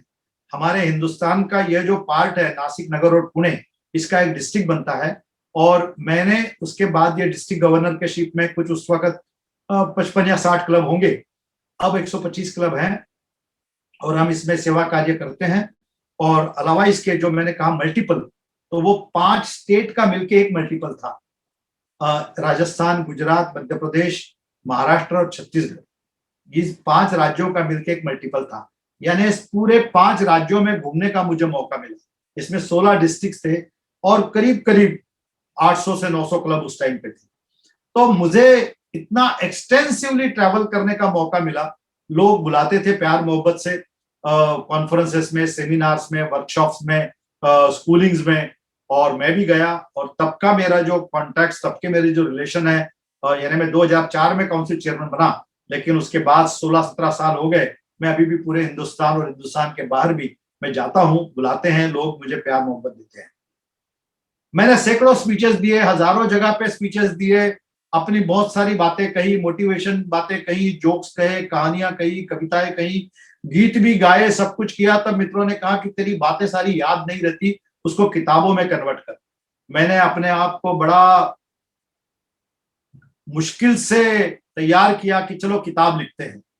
और तब मैंने पहली किताब लिखी, मैं जिंदगी का साथ निभाता चला गया। ये किताब मैंने लिखी और मित्रों, मैंने सोचा कि मैं अगली किताब तब लिखूंगा जब कम से कम इसकी 50,000 प्रतियां बिक जाए। Yes, I am using the word बिक जाएंगी। मैंने मुफ्त में किसी को भी नहीं दी, क्योंकि मैंने ये कहा कि जो मुफ्त में दी जाती है उस चीज की कभी कोई कदर नहीं होती। और मैंने जहां जहां भी मेरे टॉक शो या जहां भी मेरे स्पीचेस होते थे, वहां पे मैं इन किताबों को ले जाता। और यहाँ पे मैंने कहा था भाई 200 रुपये मार्केट में बेचते हैं ये क्रॉसवर्ड वगैरह में, आप 100 रुपया दीजिए, क्योंकि जो प्रिंटेड कॉस्ट है उससे थोड़ा जो कुछ बचता है वो आप दीजिए, क्योंकि मुफ्त की चीज की कभी कोई कदर नहीं होती। और वो पैसे भी जो होते हैं वो सेवा कार्य के लिए जाएंगे। और मित्रों, मैं बताता हूँ कि मुझे मतलब उसके बाद मैंने और 4 किताबें लिखी, एक के बाद एक। लेकिन तब हर एक के बाद मैंने यही सोचा कि जब तक 30-40 हजार प्रतियां नहीं बिकती तब तक मैं अगली किताब नहीं लिखूंगा। और मैंने फिर उसके बाद में अगली किताब लिखी, आदमी मुसाफिर है। उसके बाद लिखी चलती रहे जिंदगी। और उसके बाद फिर 2 किताबें लिखी, रंग बिरंगी 1 और 2। ये मेरा कहने का तात्पर्य मात्र इतना है कि ये सारी किताबें अमेजोन पे है। लेकिन अगर कोई चाहे, मैं फिर से दोहराता हूं, अगर कोई आप शिद्दत से चाहते हो किसी चीज को, अपने किसी प्यार को, अपने किसी बात को लोगों तक पहुंचाने का, तो उसके पीछे लग जाइए कि मैं ये कर सकता हूं। तब मुझे फिर मित्रों ने पूछा, मेरे कितने ही दोस्त हैं, कितने ही व्यापारी हैं, कितने ही बिल्डर मित्र हैं, तो कैसे संभव है यार, ये सब किताबें विताबें लिखता है, तुझे समय कब मिलता है, ये कविताएं करता है, कवि मंचों पे जाता है, सबसे समय कब मिलता है। तब मैं उन्हें कहता हूं कि मैं सुबह 4, जब मुझे किताब लिखने का मन होता है, जब सब्जेक्ट मेरे दिमाग में आ जाता है, तब मैं सुबह 4-4:30 बजे उठता हूं। और तब 2 घंटे मुझे कोई डिस्टर्ब नहीं करता, ना कोई फोन बजता है, ना कोई मुझे मिलने को आता है। और तब मैं वो किताबें लिखता हूँ, और लिख के मैं आके ऑफिस में मेरी कंप्यूटर ऑपरेटर को दे देता हूँ, फिर वो टाइप करती है, फिर मैं उसका सेंसर करता हूँ, उसमें कई सी चीजें कट करके, ऐड करके, जो कुछ भी है, मेरा दोस्त है अरुण सिंगल जो पब्लिशर है, उसके पास भेजता हूँ। वो भी अपने तरीके से, जो उसके भाषा का ज्ञान वाले जो है, वो भी अपने हिसाब से टाइप करता है। टाइपोग्राफिकल एरर्स निकालने का काम मेरे कई मित्रों को मैंने दिया, उन्होंने व्याकरण शुद्धि करी, और उसके बाद में फिर वो प्रिंट में गई। प्रिंट होने के बाद में भी कितने पेज की कौन सी बुक होनी चाहिए, उसकी कॉस्ट कितनी होनी चाहिए, वगैरह वगैरह वगैरह, इन सारी चीजों का ध्यान, उसको कैसे लिखना, यानी इसके पीछे इट्स नॉट दैट इजी। अगर अपने को, आपको लगता है कि मैं, मुझे कई मित्र मिलते हैं, मेरे कविता मैंने लिखी है, मैं कविता का संग्रह छापना चाहता हूँ, मतलब छाप तो ले, इसको पढ़ेगा कौन, पहले तो उसकी तैयारी कर, पहले उसके लिए पहले मार्केट तैयार कर, उसके लिए ब्रांडिंग तैयार कर, तुझे कई लोगों में, कवि सम्मेलनों में जाना चाहिए, अपनी कविताएं पढ़नी चाहिए, जब लोग डिमांड में उसकी बात कहें तब तुझे छापनी चाहिए। ऐसी हजारों किताबें पढ़ी हैं जिनको कोई पूछता नहीं है। लेकिन मुझे परमात्मा की दया से, मेहनत से, आप लोगों के प्यार से, मोहब्बत से, मुझे हजारों मौके मिले जहां पे मैंने अपनी स्पीचेस दिए, और स्पीचेस देने के बाद में वो सारे स्पीचेस मैंने इन किताबों में कन्वर्ट किए। किताबें मेरी जहां पे जाता हूं मंगाई जाती है, बुलाई जाती है, सैकड़ों मुझे चिट्ठियां मिलती है, मेल मिलते हैं, व्हाट्सएप आते हैं, मैसेजेस आते हैं, हमें बहुत अच्छा लगा, हमारे परिवार को जोड़ने वाली बात है, पॉजिटिव बात है। क्योंकि मित्रों, निगेटिविटी मुझे आती नहीं, मैं जोड़ने की या जुड़ने की बात करता हूं कभी भी। मेरा व्यवसाय चल रहा था, लाइनिज्म चल रहा था, किताबें मैं लिख रहा था, अग्रवाल समाज का काम भी कर रहा था, जोड़ियां जुड़ाने का काम भी शादियों के लिए करता था, क्योंकि अपने पूरे दिन में मुझे बहुत सारा समय मिलता था, क्योंकि अब स्टाफ था बहुत सारा जो अपना काम देख रहा था, टेक्निकलिटी देखने के लिए लोग थे, लॉयर्स थे, मटेरियल्स थे, जहां जहां मेरी साइट थी। और मैंने करीबन पूना और उसके आसपास तब तक बहुत सारी साइट चालू हो गई थी, वाघोली, कोरेगांव भीमा, शिक्रापुर, सनसवाड़ी, इस तरफ काने फाटा, इस तरफ कई सी जगह पे सिटी में भी, और अलग अलग जगह पे मेरी साइट सब चालू हो गई थी। सब साइट पे अपने अपने ऑफिसेस थी, वहां पे purchase department, sales department, accounts department सारे थे। मुझे केवल रोज का पड़ता देखना था कि कहाँ क्या चल रहा है, कहाँ लॉस है, कहाँ प्रॉफिट है, ये सब देख रहा था, ये सब चल रहा था। लेकिन ये सब होते होते समय भी बदलता है, और बदला। 2013 में एक बहुत बड़ी इनकम टैक्स की रेड हुई हमारे यहाँ पे, और मुझे बहुत बड़ा सेटबैक मिला उसमें। हमने तो उनको भी यही कहा, इनकम टैक्स वालों की, सर हम तो कमाना जानते हैं, हो सकता है ये अकाउंटेबिलिटी में हम कहीं ना कहीं पीछे रह गए। हम लोगों की गलतियां थी जो भी थी, और कुछ गलतियां थी जो नजर में आ गई, और एक बहुत बड़ा सेटबैक मुझे उस वक्त मिला उस आईटी रेड के कारण। एक बहुत बड़ी मेरी इन्वेंट्री जो थी वो निकल गई हाथ से टैक्सेस में, और उसकी पेनाल्टी भरने में। उसी के बाद इमीडिएटली आई नोटबंदी। बिल्डरों का जो सारा दारोमदार होता है वो बिल्डरों का और ज्वेलरों का, आपको सबको पता है, एटलीस्ट ये दो बिजनेस ये कैश पे ज्यादा चलते हैं, क्योंकि उसका कारण हमारी टैक्स प्रणाली है। और ये टैक्स के बचने के लिए हम कई बार इन रास्तों को अपनाए, आज भी अपनाए जाते हैं, लेकिन अब थोड़े कम हो गए। लेकिन ये टैक्स बचाने के लिए, आप सबको पता है, व्यापारी लोग जो है वो जानते हैं। और वो इनकम टैक्स का सेटबैक के बाद में ये नोटबंदी जो आई, ये हमारी कमर पूरी तरह तोड़ गई। आप कल्पना करें, हमारी जो इन्वेस्टमेंट्स हैं वो सारी चेक में है, लेकिन हमने कई प्रॉपर्टियां ली, वो लोगों से कैश भी हमने लिया हुआ है, मनी लेंडर्स के द्वारा। जो प्राइवेट मनी लेंडर्स होते हैं उनसे हमने कैश भी ली हुई है। उनको हम कैश लौटाएंगे कैसे? That's the biggest problem. और तब ये नोटबंदी हमें कमर तोड़ गई। व्यवसाय चल रहे थे, लेकिन सेटबैक भी आ रहे थे। बिजनेस में किस तरीके से एक कोस्टर रोलर होती है जिंदगी, ये बताना चाहता हूं। मैं कुछ सच्चाइयां भी आपको बताऊंगा कि जो आने वाले दिनों में जो एंटरप्रेन्योर्स हैं वो किस तरीके से अपने बिजनेस को देखें और किस तरीके से अपने बिजनेस को चलाएं, उसकी बात भी कहना चाहूंगा। लेकिन एक बात जरूर कहना चाहूंगा, मुझे आज भी उस बात का फक्र है। हमने पैसे कितने ही कमाए हो, लेकिन अभी हम कभी आसमान में उड़े नहीं, हमारे पांव हरदम जमीन पे ही रहे। ये आज भी है, इतना मैं जरूर कहना चाहूंगा। ये आ गई, उसके बाद रेरा के रेस्ट्रिक्शंस आ गए। रेरा रेस्ट्रिक्शंस इस तरीके से हमें तोड़ गए, क्योंकि पहले बिल्डर क्या करते थे, मान लो मैंने एक साइट लॉन्च करी, उसमें के 100-200 फ्लैट बुक कर दिए, मुझे जो बुकिंग अमाउंट आई उस पैसे में से मैं और आगे जमीन खरीदता था और उससे वहां पे कंस्ट्रक्शन चालू करता था। उसको अब पूरी तरह से रोकथाम आ गई, क्योंकि जिस प्रॉपर्टी के लिए आप कलेक्शन करते हो आपको उस प्रॉपर्टी पे ही वो पैसा खर्चा करना पड़ेगा। ये रेरा का सबसे बड़ा रूल था, यानी आप यहां से वहां पैसे आप शिफ्ट नहीं कर सकते।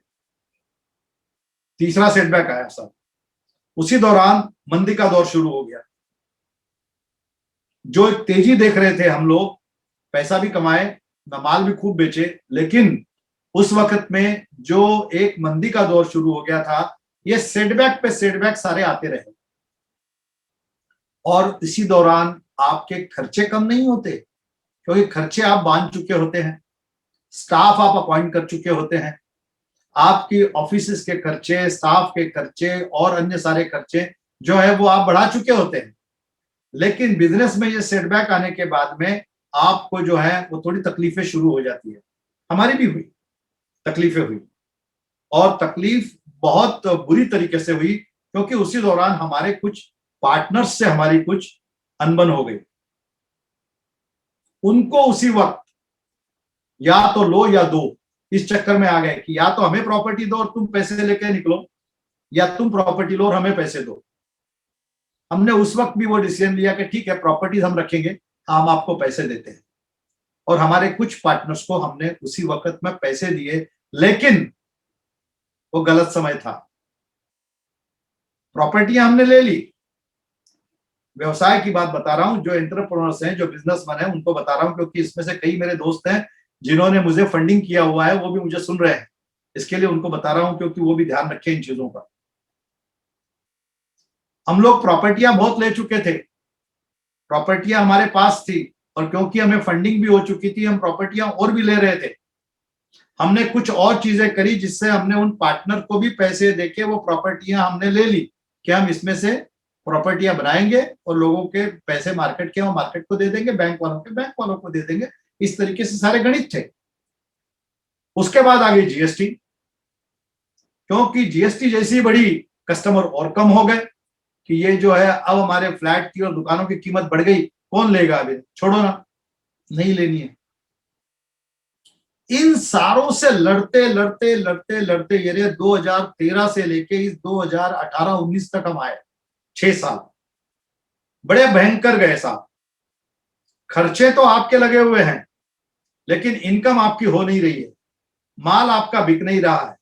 कुछ प्रोजेक्ट है वो स्टॉल हो चुके हैं, क्योंकि वहां पे आपके कुछ प्रॉब्लम्स इस तरीके से आ गए, कुछ टैक्सेस के प्रॉब्लम, कुछ गवर्नमेंट के स्टैट्यूटरी चीजों के प्रॉब्लम, और एक साथ में वो जो पार्टनर्स और हम जो चला रहे थे प्रॉपर्टियां, वो सारी हमारे पे आ गई, और हम जो थे उसको ठीक से कॉप अप नहीं कर पाए, वहां तक हम पहुंच नहीं पाए, हमारे पास इतना मैन पावर नहीं था, और हम उसको ठीक से अटेंड कर नहीं पाए। इन सारी चीजों के कारण हमको गहरे लॉसेस हुए, हमको बहुत सारे लॉसेस हुए। हम आज भी उन लॉसेस में हैं।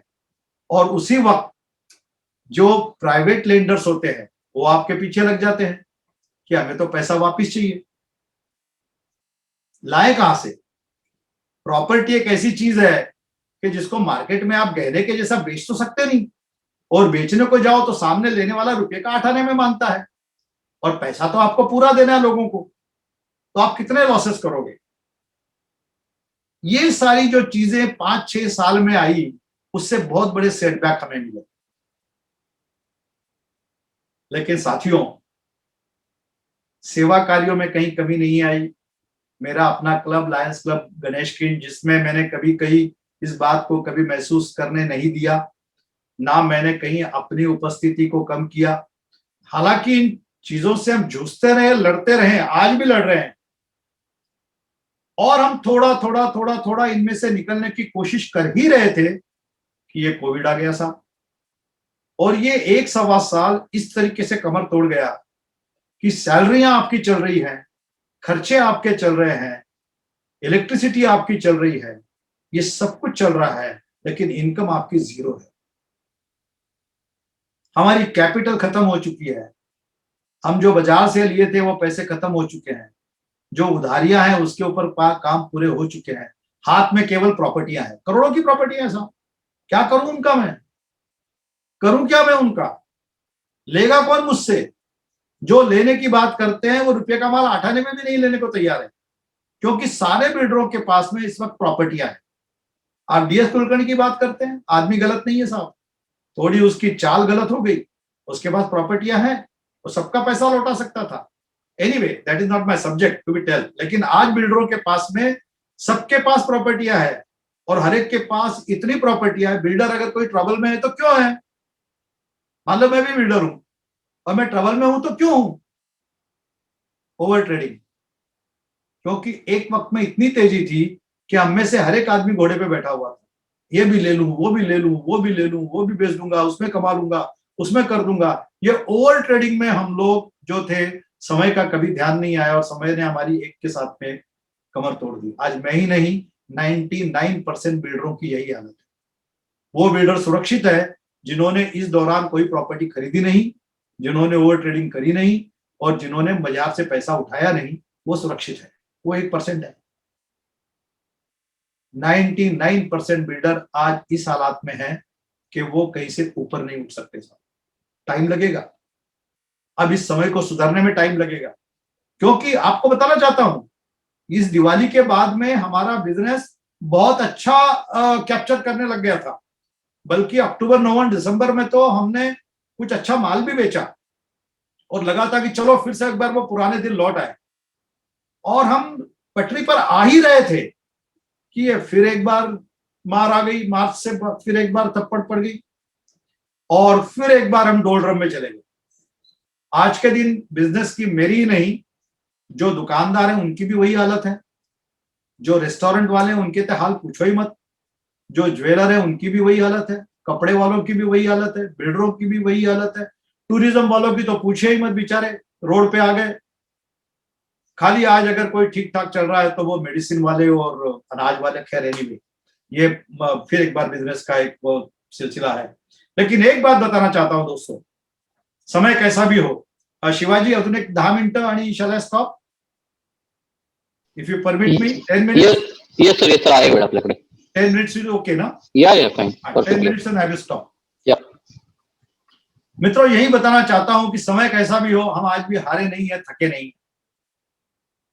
आज भी हम लड़ रहे हैं, लड़ेंगे, निकलेंगे, ये पूरा जज्बा अपने साथ है।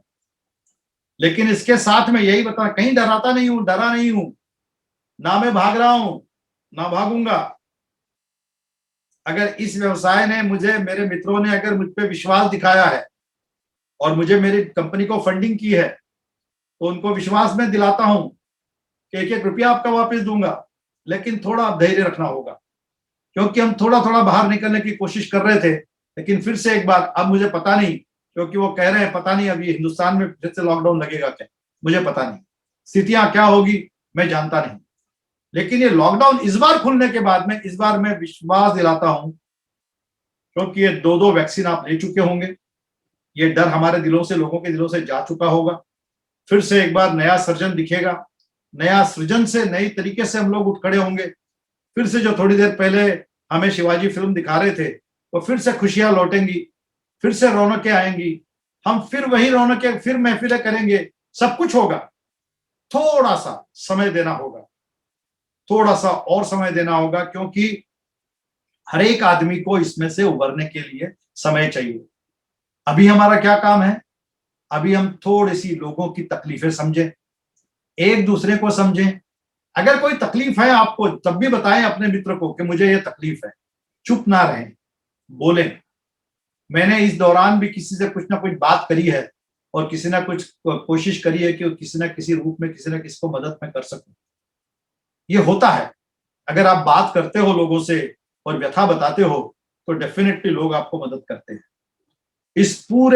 इस पिक्चर में मैं यहां तक अपनी कहानी जो आपको बताते आया, मैंने मेहनत हो, शिद्दत हो, जुनून हो, अपनी व्यावसायिकता, अपनी प्रामाणिकता, अपना प्रोफेशनलिज्म, अपना सेवा कार्य, अपना सोशलिज्म, ये सब कुछ मैंने अपने तरीके से रखा है। मित्रों, मैं गीत भी गाता हूं, गाने भी गाता हूं, लिखता भी हूं, क्योंकि आपको बताऊं कि जिंदगी में और हम मनुष्य प्राणियों को 2 नेमतें भगवान ने ज्यादा दी है, वो है गाना और हंसना।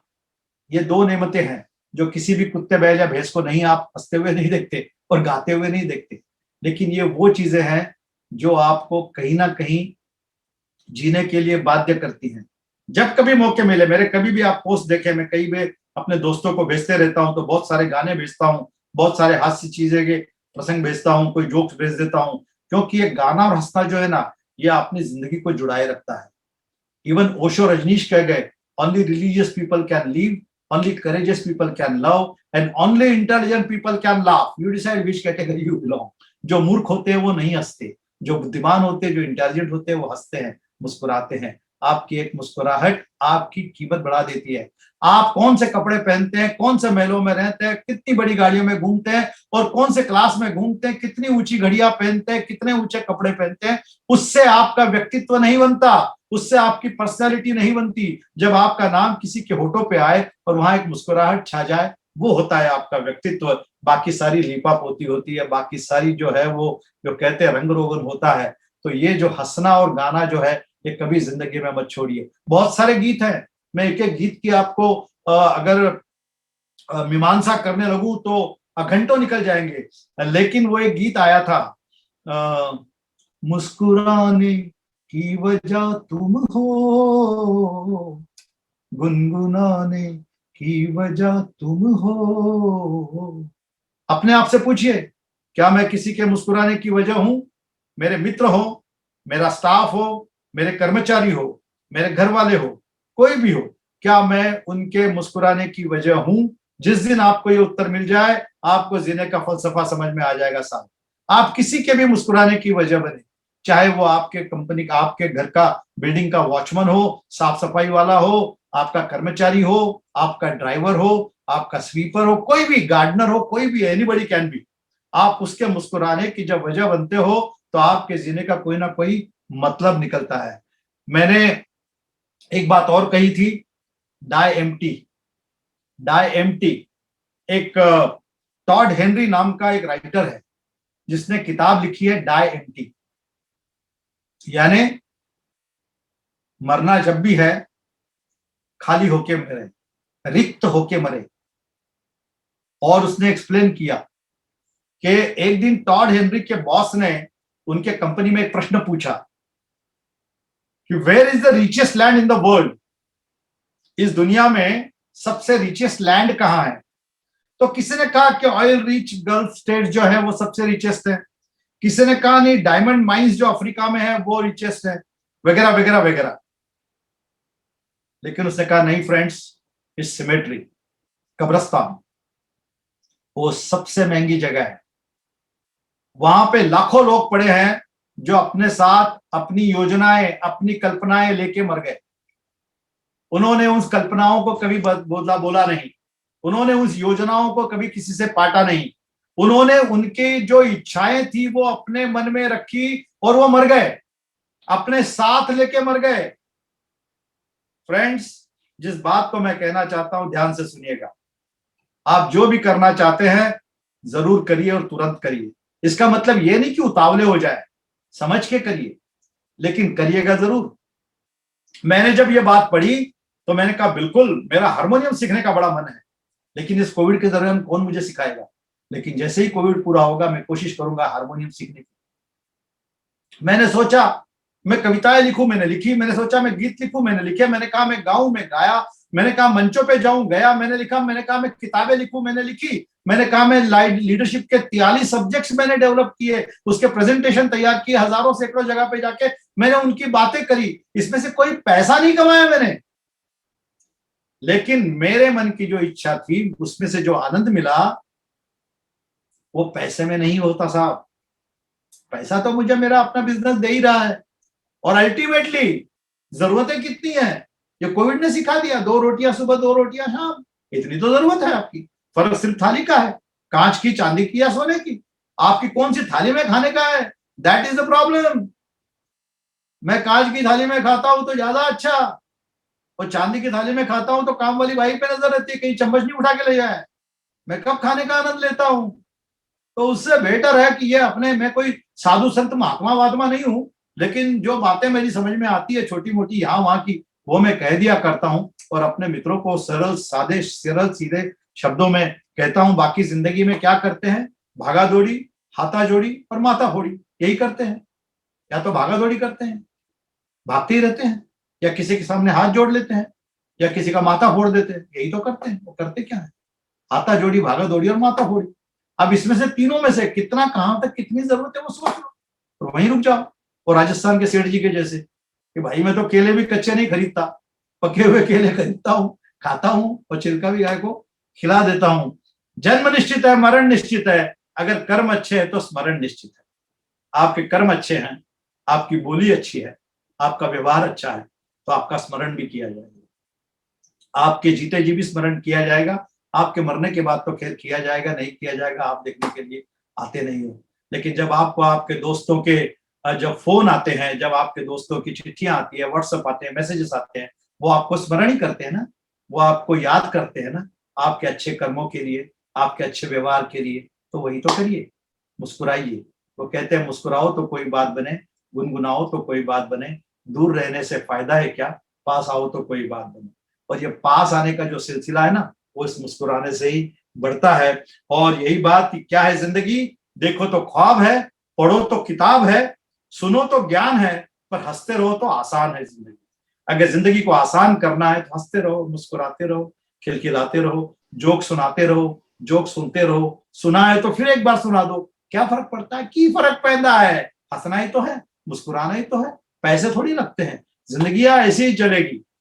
जिंदगी जो है आपकी कोस्टर राइड है। मैंने कहा ना, मैंने ऊंचाइयां भी देखी, नीचाइयां भी देखी, लेकिन फिर भी ठीक है, कोई बात नहीं। मैंने तो अपनी जिंदगी की शुरुआत 600 रुपया महीने से, 400 रुपया महीने से शुरुआत की है साहब। तो की फर्क पैदा है, इट्स ओके, ठीक है। कुछ है तब भी ठीक है, कुछ नहीं है तब भी ठीक है। आणि आपण तर पुणेकर माणसं, पुणेकर तर एकदम बिचारे, ते होता ना एक किस्सा, एक पंजाबी, एक गुजराती आणि एक पुणेरी, ते तिघही चहा पित होते. तर त्या पंजाबीनी आपला कप उलटा ठेवला, गुजरातीने आडवा ठेवला आणि त्या पुणेकरांनी त्या यांनी असा सरळ ठेवला आणि पुणेकरांनी आडवा ठेवला. त्या दोघांनी पाहिलं, तू कप आडवा का ठेवलाय? तर म्हणले, पहिलं तुम्ही उलटा आणि सरळ का ठेवलाय ते सांगा. तो पंजाबी म्हणला, मेनू और नहीं चेंजा था, इसके लिए मैंने उल्टा रख दिया कप की, मेरे को और नहीं चाहिए. गुजराती ने कहा कि मुझे और चाहिए, इसके लिए मैंने सीधा कप रखा है. तो बोले, अपना क्या है, मिला तो ठीक, नहीं मिला तो ठीक, इसके लिए अपने आड़ा रख दिया. तो वैसी जिंदगी होनी चाहिए अपनी, मिला तो ठीक, नहीं मिला तो ठीक, की फर्क पैदा है.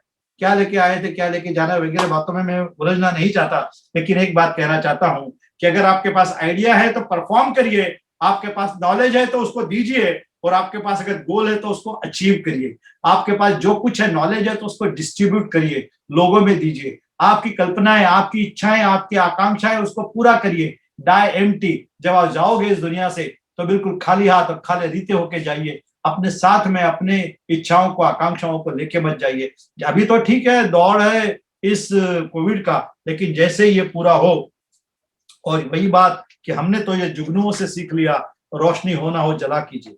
हमने तो ये जुगनुओं से सीख लिया, रोशनी हो ना हो जला कीजिए. सारे मसलों पर फिर सोचेंगे, पहले माहौल खुशनुमा कीजिए. आप जहां जाते हैं वहां का माहौल अच्छा बनाइए. आपके जाने से माहौल बन जाए, ये देख लीजिए. मुस्कुराता, खिलखिलाता माहौल हो. आपको कोई मिलना चाहे, आपके पास कोई आना चाहे, आपको कोई गले लगाना चाहे, ये सब कुछ जब आप एक करते हैं, तब वही बात, और फिर वही बात, मानो तो मौज, लेकिन समस्या तो रोज है. आप केवल समस्या देखोगे तो समस्या ही दिखेगी, लेकिन अगर मौज देखते हो तो आपको मौज जरूर नजर आएगी. और यही बात कहने के लिए आप लोगों के बीच में मैं आया था. जिंदगी वही है जो आज जी रहे हैं, कल जो जिएंगे वो उम्मीदें होंगी. आने वाला पल जाने वाला है, स्थितियां ये नहीं रहेंगी. अभी हम थोड़े से यूं कहें कि मायूस हैं, थोड़े से डिप्रेस्ड हैं, थोड़ी सी परिस्थितियां विपरीत हैं, लेकिन ये स्थितियां हरदम नहीं रहेंगी, यही बताना चाहता हूं. अब मेरी जिंदगी भी ऐसी रही है, स्थितियां हरदम एक जैसी नहीं रही, लेकिन चिंता मत करें. कहीं कोई चिंता करने की कोई बात नहीं है. अगर हमने अपनी जरूरतें जो है वो सीमित रखी हैं, और अगर हमने इस बात का हरदम ध्यान रखा है कि जो मेरे साथ हरदम खड़े रहे हैं, मैं उनके लिए अपनी जान भी दे दूंगा. अगर इस तरीके से इस बात को अपने साथ रखते हैं तो साहब ये जिंदगी जो है वो खुशहाल है. जिंदगी देने की बात करती है हमें, हमसे कुछ लेती नहीं कभी भी, ये हमें देती देती रहती है. अपनी बात खत्म करते करते, ये जीवन है साहब, उलझेंगे नहीं तो सुलझेंगे कैसे, और बिखरेंगे नहीं तो निखरेंगे कैसे. ये उलझती भी रहेंगी और बिखरते भी रहेंगे. तो ये उलझेंगे नहीं तो सुलझेंगे कैसे, निखरेंगे नहीं तो बिखरेंगे नहीं तो निखरेंगे कैसे. ख्वाब भले टूटते रहे मगर हौसले फिर भी जिंदा हो. ख्वाब भले ही टूटते रहे मगर हौसले फिर भी जिंदा हो. हौसला अपना ऐसा रखो जहां मुश्किलें भी शर्मिंदा हो. अपने हौसले बनाए रखें कि मुश्किलें भी शर्मिंदा होती रहे आपके सामने, और इस तरीके से कि कोई बात नहीं, जो भी तकलीफें आएंगी लड़ेंगे, निकलेंगे, कहीं कोई फर्क नहीं पड़ता. बेबसी और बेकसी का किस्सा भी अजीब है. कोई बासी होने पर रोटी नहीं खाता तो किसी को बासी होने तक रोटी नहीं मिलती. ये भी अपना अपना तकदीर और अपनी अपनी बात है. लेकिन बस यही किस्सा है, फिर से एक बात, कि जिसकी मस्ती जिंदा है उसकी हस्ती जिंदा है, वरना समझो वो जबरदस्ती जिंदा है. मस्ती को कायम रखिए, लोगों से मिलिए तो खूब मुस्कुरा के मिलिए. वो कहते हैं जादू की झप्पी वाली बात है, मुन्ना भाई वाली. अभी कोरोना खुल जाएगा उसके बाद, अभी तो मत दे जादू की झप्पियां, अभी तो खाली दूर से नमस्कार करें. तो मैं समझता हूँ बहुत बड़ी बात है. जिंदगियां आती रहेंगी, जाती रहेंगी. माना कि आसपास के लोग भी कहीं छोड़ के चले गए, लेकिन फिर भी प्रभु का शुक्रिया अदा करना ना भूलें कि आज भी हम सुबह उठते हैं एक मुस्कुराहट के साथ में और उन्हीं सांसों के साथ में। और आज जैसे शिवाजी चमकीरे और विट्ठल जी सोनार इन्होंने ये मौका लाया, हमारे गवर्नर भी हमारे साथ पूरे वक्त है, अभय शास्त्री जी, और मेरे कई मित्रों को मैं देख रहा हूँ स्क्रीन पे, और उनको आज इस बहाने मुझे देखने का मौका मिला। 350 से ज्यादा सुनने वाले आप इकट्ठा कर पाए, ये एक बहुत बड़ी बात है, क्योंकि इन दिनों में मैं जितने वेबिनार कर रहा हूँ, कहीं 40, 50, 60 के तक लोग पहुंचते हैं, लोग उससे ज्यादा नहीं पहुंच पाते। लेकिन शिवाजी आपके ये पीआर और कांटेक्ट का ही यह कारण से ही ये सब कुछ हो पाया है, इसके लिए भी आपको धन्यवाद। हालांकि मैंने शुरू में कहा मैं कोई ज्ञानी धनी पंडित महात्मा, कोई लेखक, कोई स्वतंत्रता सेनानी वेनानी नहीं हूं, ना कोई मेरे परिवार में कोई ऐसा था, लेकिन फिर भी आपने चाहा कि मैं अपनी कथा, यशोगाथा, अपनी कहानी आपके सामने रखूं। वही छोटी सी बात मैंने आप लोगों के सामने रखने की कोशिश की, और यही बात कहना चाहता हूं, स्वस्थ रहो, व्यस्त रहो और मस्त रहो। Thank you, thank you, thank you. धन्यवाद द्वारका जी, बहुत बहुत मजा आया। It was extra ordinary, excellent, marvellous, fantastic, eye opener, energetic, बहुत ही जबरदस्त। जो कुछ हम कहें वो शब्द कम है, लेकिन मैं इसके ऊपर बोलने के बजाय हमारे एक और बहुत ही जबरदस्त, मशहूर और बहुत ही कामयाब शख्सियत को आपके सामने लाना चाहता हूं, जो चार्टर्ड अकाउंटेंट है, बहुत ही जबरदस्त पर्सनैलिटी है, और बड़ी बड़ी जो ऑर्गेनाइजेशन है, जैसे शिरडी का संस्थान हो या फिर पतंजलि हो, उनके चार्टर्ड अकाउंटेंट है, हमारे डिस्ट्रिक्ट गवर्नर है, पैरा डिस्ट्रिक्ट गवर्नर नयन अभय जी शास्त्री सर। सर मैं आपको यहाँ पर आपके शब्द बोलने के लिए, मार्गदर्शन के लिए आमंत्रित करता हूँ। शास्त्री सर।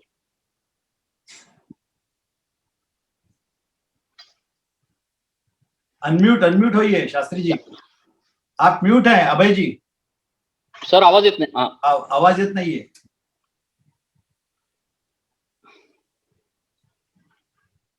आता येतोय? हा येतो। Yes sir, yes sir. Sorry, ते सिस्टीम आणि ते माइक्स हे झालं होतं। थँक्यू शिवाजी, खरोखर तुम्ही जे विशेषण लावले, मला वाटलं द्वारका सरांचंच अजून वर्णन चालू आहे, परंतु मी त्याच्या कुठल्याही त्या फुटपट्टीत बसत नाही, परंतु thank you, still you have showered so many ऍडजेक्टिव्स।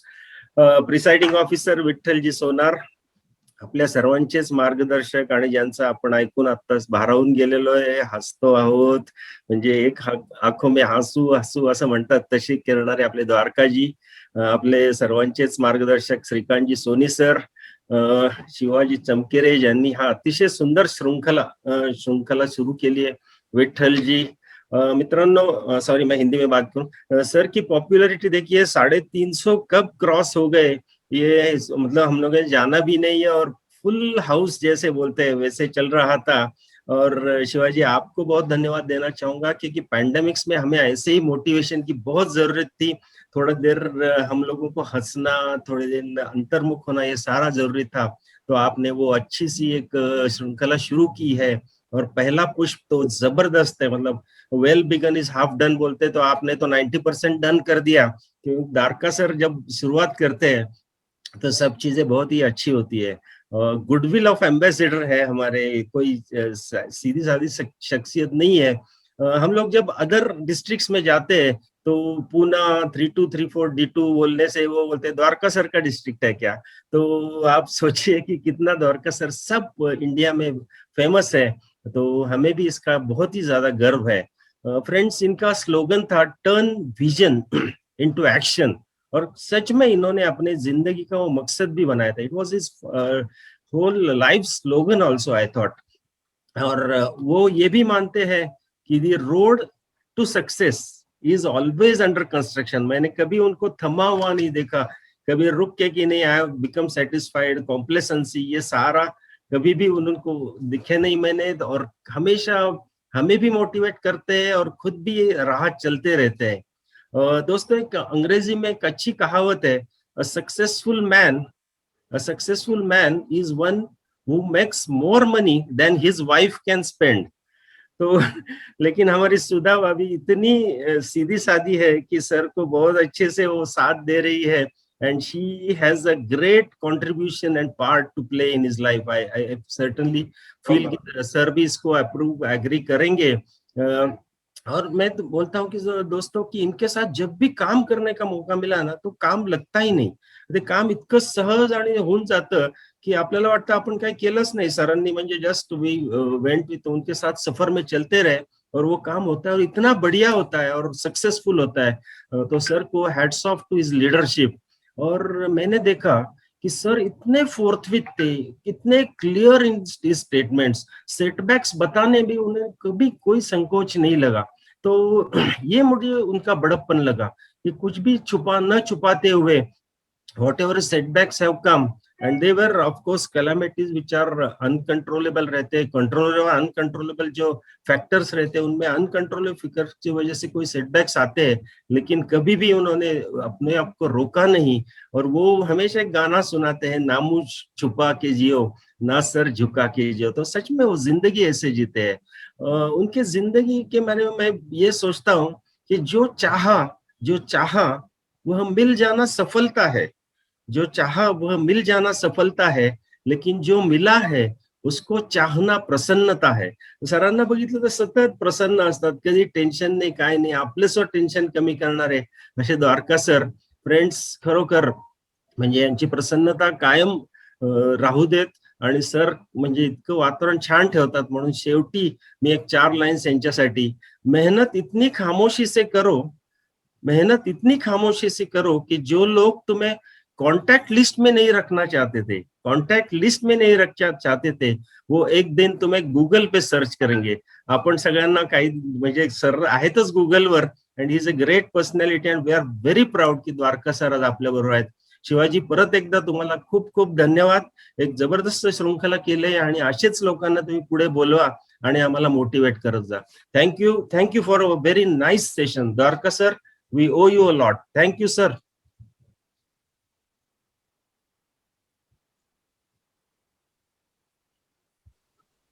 Thank you governor Abhay Shastri sir. तुम्ही पण अतिशय अप्रतिम वक्ते आहात. दोस्तों, मैं आपको बताना चाहता हूं कि अभय शास्त्री सर की सुनना भी बहुत एक बड़ी, हम कह सकते हैं कि एक बहुत बड़ी प्रसन्नता होने. उनको भी रिक्वेस्ट की है कि चार्टर्ड अकाउंटेंट है, बहुत कामयाब चार्टर्ड अकाउंटेंट है, तो उनकी भी कहानी हम यहाँ पर बिल्कुल आपके सामने लाना चाहेंगे. इसी श्रृंखला में हम आगे बढ़ते हुए 8 तारीख को शाम को 7 बजे हम लोग कोविड के ऊपर हमारे नासिक से एक बहुत ही बड़े और जाने माने डॉक्टर है, डॉक्टर विक्रांत जी यादव, जो आयुर्वेदाचार्य है, और उनको आप बार बार हर हफ्ते आजकल टेलीविजन पे डिफरेंट चैनल्स पे आप उनको देख रहे हैं और न्यूज़पेपर में आप उनको पढ़ते हैं. तो वो ऐसे डॉक्टर विक्रांत जी यादव सर, जो हमारे पास डिस्ट्रिक्ट गवर्नर भी हैं, उनको हम 8 तारीख को सैटरडे इवनिंग 7 o'clock, तो हम उनके साथ में बिल्कुल रूबरू होंगे और ये कोविड के ऊपर डिस्कशंस होगा और कोविड पे क्या सॉल्यूशंस है और उसमें उसकी पूरी जो हमारा जो डर है वो पूरा बाहर निकालने का काम हमारे ग्रेट जो लीडर हैं और जो जबरदस्त स्पीकर हैं आयुर्वेदाचार्य डॉक्टर विक्रांत जी यादव करेंगे. और बहुत सारी सीरीज यहाँ पर होगी. मैं एक और शख्सियत यहाँ पर मैं देख रहा था कि पहले से शुरू से ही हमारे साथ यहाँ पर उपस्थित हैं. आप जानते हैं कि पुणे का एक महाराष्ट्र का रादर एक बड़ा ब्रांड जो है सिलाई, उसके गुजर सर यहाँ पर, दादा गुजर सर उसके जो ओनर हैं यहाँ पर है. जस्ट मैं आपको उनसे एक हेलो करवाना चाहता हूँ. ओके, अच्छा, 1 ही मिनट पहले वो शायद यहाँ से निकल गए. अभी तक पूरे कंटिन्यूअसली स्टार्ट टू एंड वो यहाँ पर थे. हमारे और एक डिस्ट्रिक्ट गवर्नर है, पास डिस्ट्रिक्ट गवर्नर सोनी सर भी यहाँ थे, और भी बाकी होंगे. दोस्तों, एक्चुअल क्या होता है कि 350 लोग एट ए टाइम वो कनेक्टेड थे, लेकिन कई लोग आते हैं जाते हैं, ऐसा करके टोटल ये जो काउंट होगा तो वो 450-500 के आसपास होगा. बहुत सारे लोग अपने घर पे जो यहाँ पर वीडियोज जिनके चालू है, हम देख रहे हैं कि वो अपनी वाइफ के साथ बैठे हैं या फिर और किसी के साथ बैठे हैं, फैमिली के साथ बैठे हैं. तो मुझे बिल्कुल यकीन है कि द्वारका जालन सर ने जो आज आपके सामने यहाँ पर अपनी कहानी सबके सामने रखी है, वो कहानी 1000 से ज्यादा लोगों ने आज रखी है. इस प्रोग्राम के बाद में इसकी मैं अटेंडेंस लिस्ट बना के गवर्नर सर आपको भी और द्वारका जी सर आपको भी यहाँ पे इसकी अटेंडेंस लिस्ट, पार्टिसिपेंट लिस्ट देता हूँ. तो मुझे बिल्कुल गारंटी है कि ये जो पार्टिसिपेंट लिस्ट होगी वो 500 से ऊपर डायरेक्टली कनेक्टेड होंगे और इनडायरेक्टली 1000 से ऊपर लोगों ने आपको सुना है. बहुत मजा आया सर, क्योंकि क्या होता है कि मतलब जैसे बाहर माहौल इतना खराब है और टेलीविजन ऑन करो तो मतलब देखने की इच्छा नहीं होती, न्यूज़पेपर पढ़ने की इच्छा नहीं होती है, और ऐसे माहौल में, ऐसे चैलेंजिंग चैलेंजिंग माहौल में आपने जिस तरीके से अपनी कहानी यहाँ पर हमारे सामने रखी है, हम बहुत बहुत ज्यादा आपके आभारी हैं, क्योंकि उसमें से हमें बहुत कुछ सीखने को मिला है। सर, आपने कहा कि आपने शुरुआत जो की थी बहुत ही मतलब साधारण से परिवार से शुरुआत आपने अपनी परिस्थिति शुरुआत की थी, और वो जो किस्सा आपने हनीमून का बताया यहाँ पर बिल्कुल सब उससे रिलेट कर सकते हैं।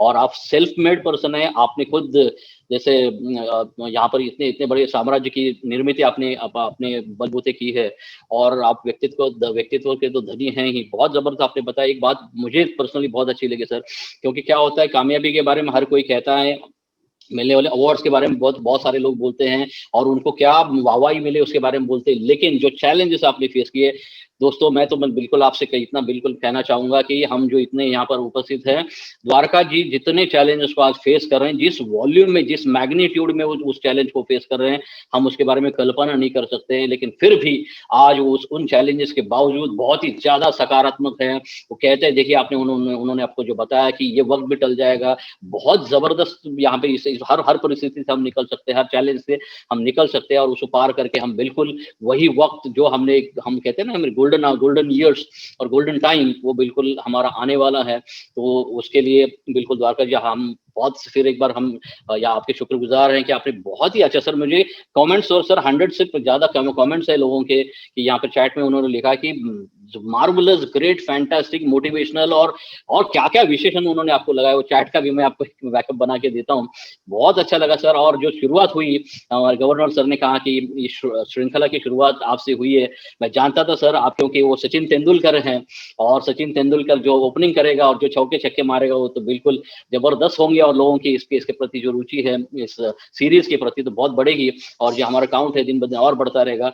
और भी सर, मैंने आपको बहुत कम समय दिया था यहाँ पर आज के बात करने के लिए, या फिर यह प्रोग्राम हमने डिसाइड करने के लिए, इसलिए आपने कहा ना कि 2-3 दिन में मैं कुछ सोच पाया, और कुछ वहाँ पर नोट्स लेके हम आपके सामने, हमारे सामने आप पेश कर पाए। सर, मैं चाहता हूँ कि आप बिल्कुल और थोड़ा सा समय ले, और ज्यादा मुद्दे जिसमें जो छूट गए होंगे शायद, उनको भी और लाइए, और हम बहुत ज्यादा और आपसे सुनना चाहेंगे, और ज्यादा आपसे मार्गदर्शन और प्रेरणा चाहेंगे, क्योंकि हमें प्रेरणा की जरूरत है, मोटिवेशन की जरूरत है। हमें आज एक आपसे मैं बिल्कुल होप जो आपने क्रिएट किया है उसकी बहुत जरूरत थी। आज मैं यहाँ पर, और भी मेरे कुछ साथी भी यहाँ पर है, इन्फ्लुएंस ग्रुप के हमारे जो डेवलपमेंट डायरेक्टर्स हैं, संजय देशपांडे साहब है, हमारे प्रकाश पाताड़े साहब है, अविनाश वालावकर साहब है, प्रभाकर चेड़े साहब है, वो लोग भी हमारे परिवार से, फैमिली फ्रेंड्स, और सब लोग यहाँ पर जुड़े।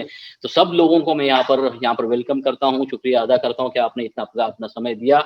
और बिल्कुल मुझे यकीन है कि आपने ये जो टाइम दिया है अपना, वो आप बिल्कुल कहेंगे कि आपने ये समय अपना इन्वेस्ट किया है, और ये इन्वेस्टमेंट आपकी जो है बिल्कुल जबरदस्त रिटर्न्स आपको जिंदगी में देने वाली है।